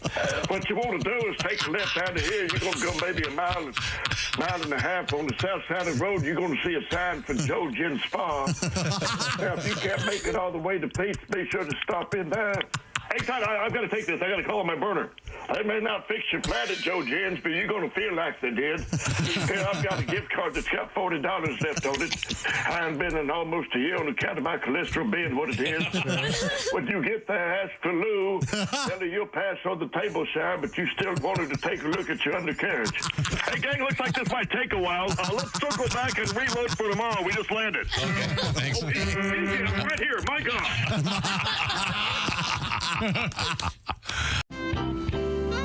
We were talking about racial stereotyping, because you're a golfer. Yes. And I know that we were talking about golf off the air, but a lot of stereotypes in the world. Certainly, one of them about Asians in sports, and I think that's really now really being changed, particularly in the world of baseball, basketball. It's huge changes. It's great. 15, 20 years ago, you didn't really see that as much. It's great. I love seeing Asians in sports, and yeah, as you said, Major League Baseball, the real sports. You know, we're not talking ping pong or pai gow poker or base juggling with your feet or really hard Sudoku problems or competitive hot dog eating or breaking ice blocks with your forehead or dancing back up for Gwen Stefani, the real sports. That's great, because before, if I wanted to cheer for Asians in sports, the people I had was Michelle Kwan and half of Tiger Woods. that was it. That was it. That's it. Wow. And you know, Tiger. Let's talk about him. You know, I don't know which half of Tiger made him want to cheat, but I think we can all agree which half drove into the tree. So. Bret Michaels is our guest, and can we talk music for just a second? Sure. You got a lot of TV stuff going on, of course, but this all started for you as a musician. Right. And let's go way back. Very first band that actually had a gig that you were in. That was Laser. And let me explain the ridiculousness of the comedy of errors that is my life. We decided we wanted the AC/DC Lightning Bolt / Kiss Z. It was like an S. So we were Laser, Lazer. Right. Then we had no money for a backdrop like Kiss had, right? So we decided we took one of the old school, I'm going way back, old school bed sheets. You remember they used to make those 3D looking bedspreads that have like a tiger so we had the band Laser with a tiger backdrop. That was our backdrop. And then we went to Chess King, where we bought. Love it. Yes. Chess King. Are they even still around anymore? No, wait. I'm going back a few years. I know you are. I got our members only jackets, and we stopped into Chess King at the Capital City Mall, and they only had 3 of the 4 aluminum foil looking members only chromish jackets, and 3 of the 4 members had to walk around with it, and the other member, the drummer, was left out. And then we would change off the jackets, and we had our first gig in Marlon, or my friend Marlon Eon's basement, charged 25 cents, and about 6 of the neighborhood kids came down, and we played a couple Kiss songs, and then what we didn't know, we just put the record on. And played along. We played along. Like, we don't know all of this song. We had the beginning of Rock and Roll All Night, and we referenced the album after that. Look at that. Great. Laser. And may I ask what particular hair configuration was happening for you at that point? It was, again, a combination of awful. We hadn't gotten that far. A combination of awful and what? We hadn't gotten the other part. Yeah, no, it wasn't good. I know that a little bit. You know? We have a phone call. Hold on. Bob and Tom Show. Hey, man, it's Donnie. Hey, Donnie. Hang on 1 second, Donnie. We got a special guest in the studio. Hey, is Brett there? He's here. He's here. There you go. Hey, Donnie. Thought you would aim poison, just like Journey with that Puerto Rican from Mexico. I'll say it right to Neil Short. That's right. Christie, could you make it any more obvious? What? We was just talking at work making fun of you. What? What are you talking about? Is that Hurricane Earl in your panties? Or you just happy to see him today? Thanks, Donnie. All right. Thanks, Donnie. Thanks very much. People were taking the chicken from Chick-fil-A and putting it on Cheddar Bay biscuits. Wait. Josh, what do you say? Josh is leaving right now. Josh is leaving. Okay, let's go.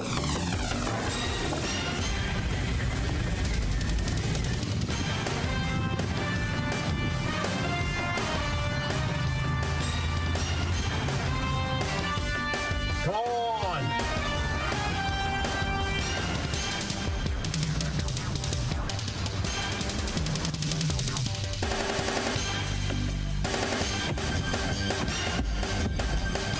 All right. Is that the biscuits? Greatest day of my life.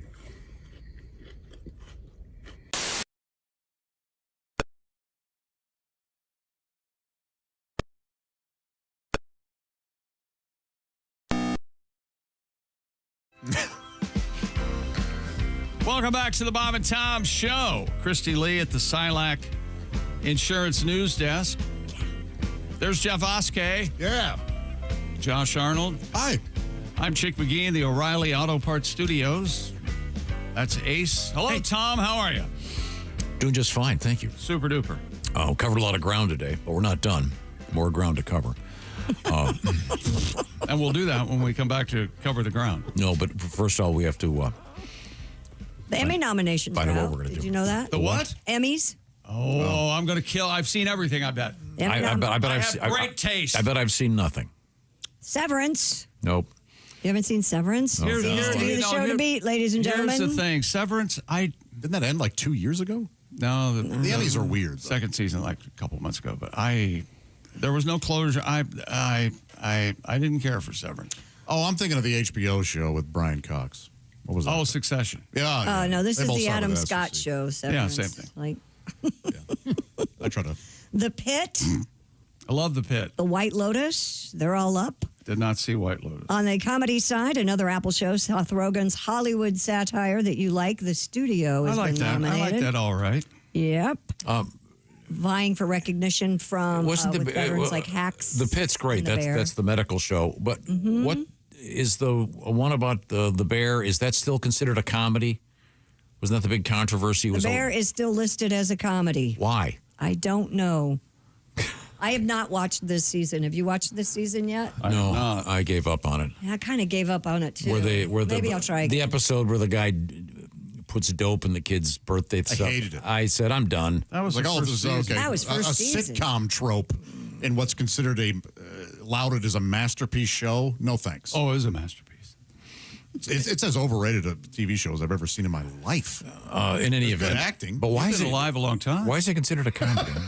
I don't know. So that it will win awards. Okay, That's why it can't go up against the dramas. It just can't. It's only a half hour long. I see.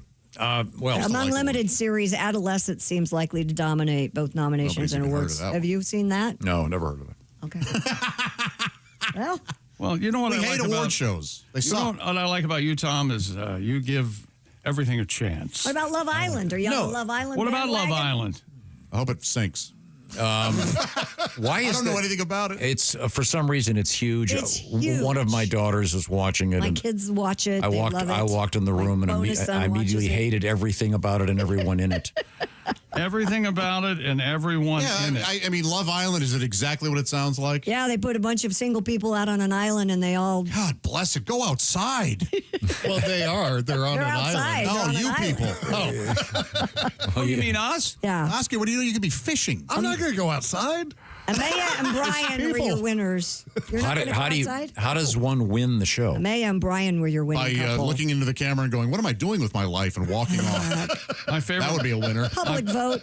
My favorite part is in all those shows. There always is a scene where somebody on the show goes, "I don't know how this happened." Oh yeah. You signed up for it. So I don't understand. Explosive breakups, shock exits. It's just. No, but I mean, are they these people arrive as couples or are they? No, they're all singles. Okay, and then would you win by hooking up with someone? Yes, you become a couple. That's right. On Love Island. And scoring points for how Let me many know when they people change it to Love Russian Roulette. Maybe I'll watch. The All right, show it's- brings young singles together. The It's next one will your be in night Fiji. with the gun. Spin the chamber and Oh, we got a winner. The winning couple won $100,000. The ultimate goal of the show, not winning the money, but of course finding love. So what do they get? Do they have to give the money back if they get divorced, like they do in They're all not these getting shows married, after a they're week? just in love. Oh. They don't have to get married. So they can just say they're in love and each get 50 grand. it's Love Island, not Marriage Yeah. Island. Thank you, chick. Thank you. Okay. I knew you'd be pissed about How about it. Anal Island, where the first guy to talk the girl into anal wins. Honey, come on. The classic. You would if you loved me. This started as a show in Britain, which my kids started watching a long time ago, and then it was so popular that they made it a What do they USA show. do? I don't understand. Do they, They don't do anything. Is it You like walk around and- Survivor or do they have walk around- games? No, they I was walk around in surprised. bathing suits and drink and party and What about them? What about the show that only shows the people naked? From the naked in a naked down. No, this is Naked like and Afraid? No, this is like a No. game show, and the presenter's there. It's British. and they couldn't see anything but They couldn't waist see deep. anything. We talked about, yes. But they're dork in their midsection, and Yeah. then they, I and don't when remember. they're kicked off, they show you their face. I actually kind of liked that because it was sort of taking the piss out of all the. It was like, let's just cut to the chase. Speaking of piss, I was alarmed at how much I didn't want to stare at a man's penis on a 75-inch television. That was... I found it unsettling. I couldn't do it. Yeah. Oh, well. Well, thank you very much, Christy. You're welcome. I knew you'd be upset about it. That's no, I couldn't care less. But everybody's talking about Love Island. What So have I you at seen least on had to TV announce the winner? that you remember that you would vote for if The Pit. The Pit, yeah. I also like that thing with John Hamm. Your Friends and Neighbors. Friends and Neighbors. I haven't watched that yet. Yeah, it's been referred to as quote unquote luxury porn. Oh, really? Yeah, there's a lot of name dropping of various products and things. Yes, Ford glasses. Yeah, That sounds horrible. Nice. Oh, you'd love it, Christy. It's all the kind of stuff that you envy and want to have. That's me. We are in the O'Reilly Auto Parts Studios. This is the Bob and Tom Show. Thanks for listening to the Bob and Tom Show, sponsored in part by Java House, the official coffee and refreshments of the Bob and Tom Show. Get in the zone, AutoZone. Welcome to AutoZone. What are you working on today? Hey, that's the spirit. Right now, we're celebrating free with a free STP oil filter when you buy 5 quarts of oil and free Duralast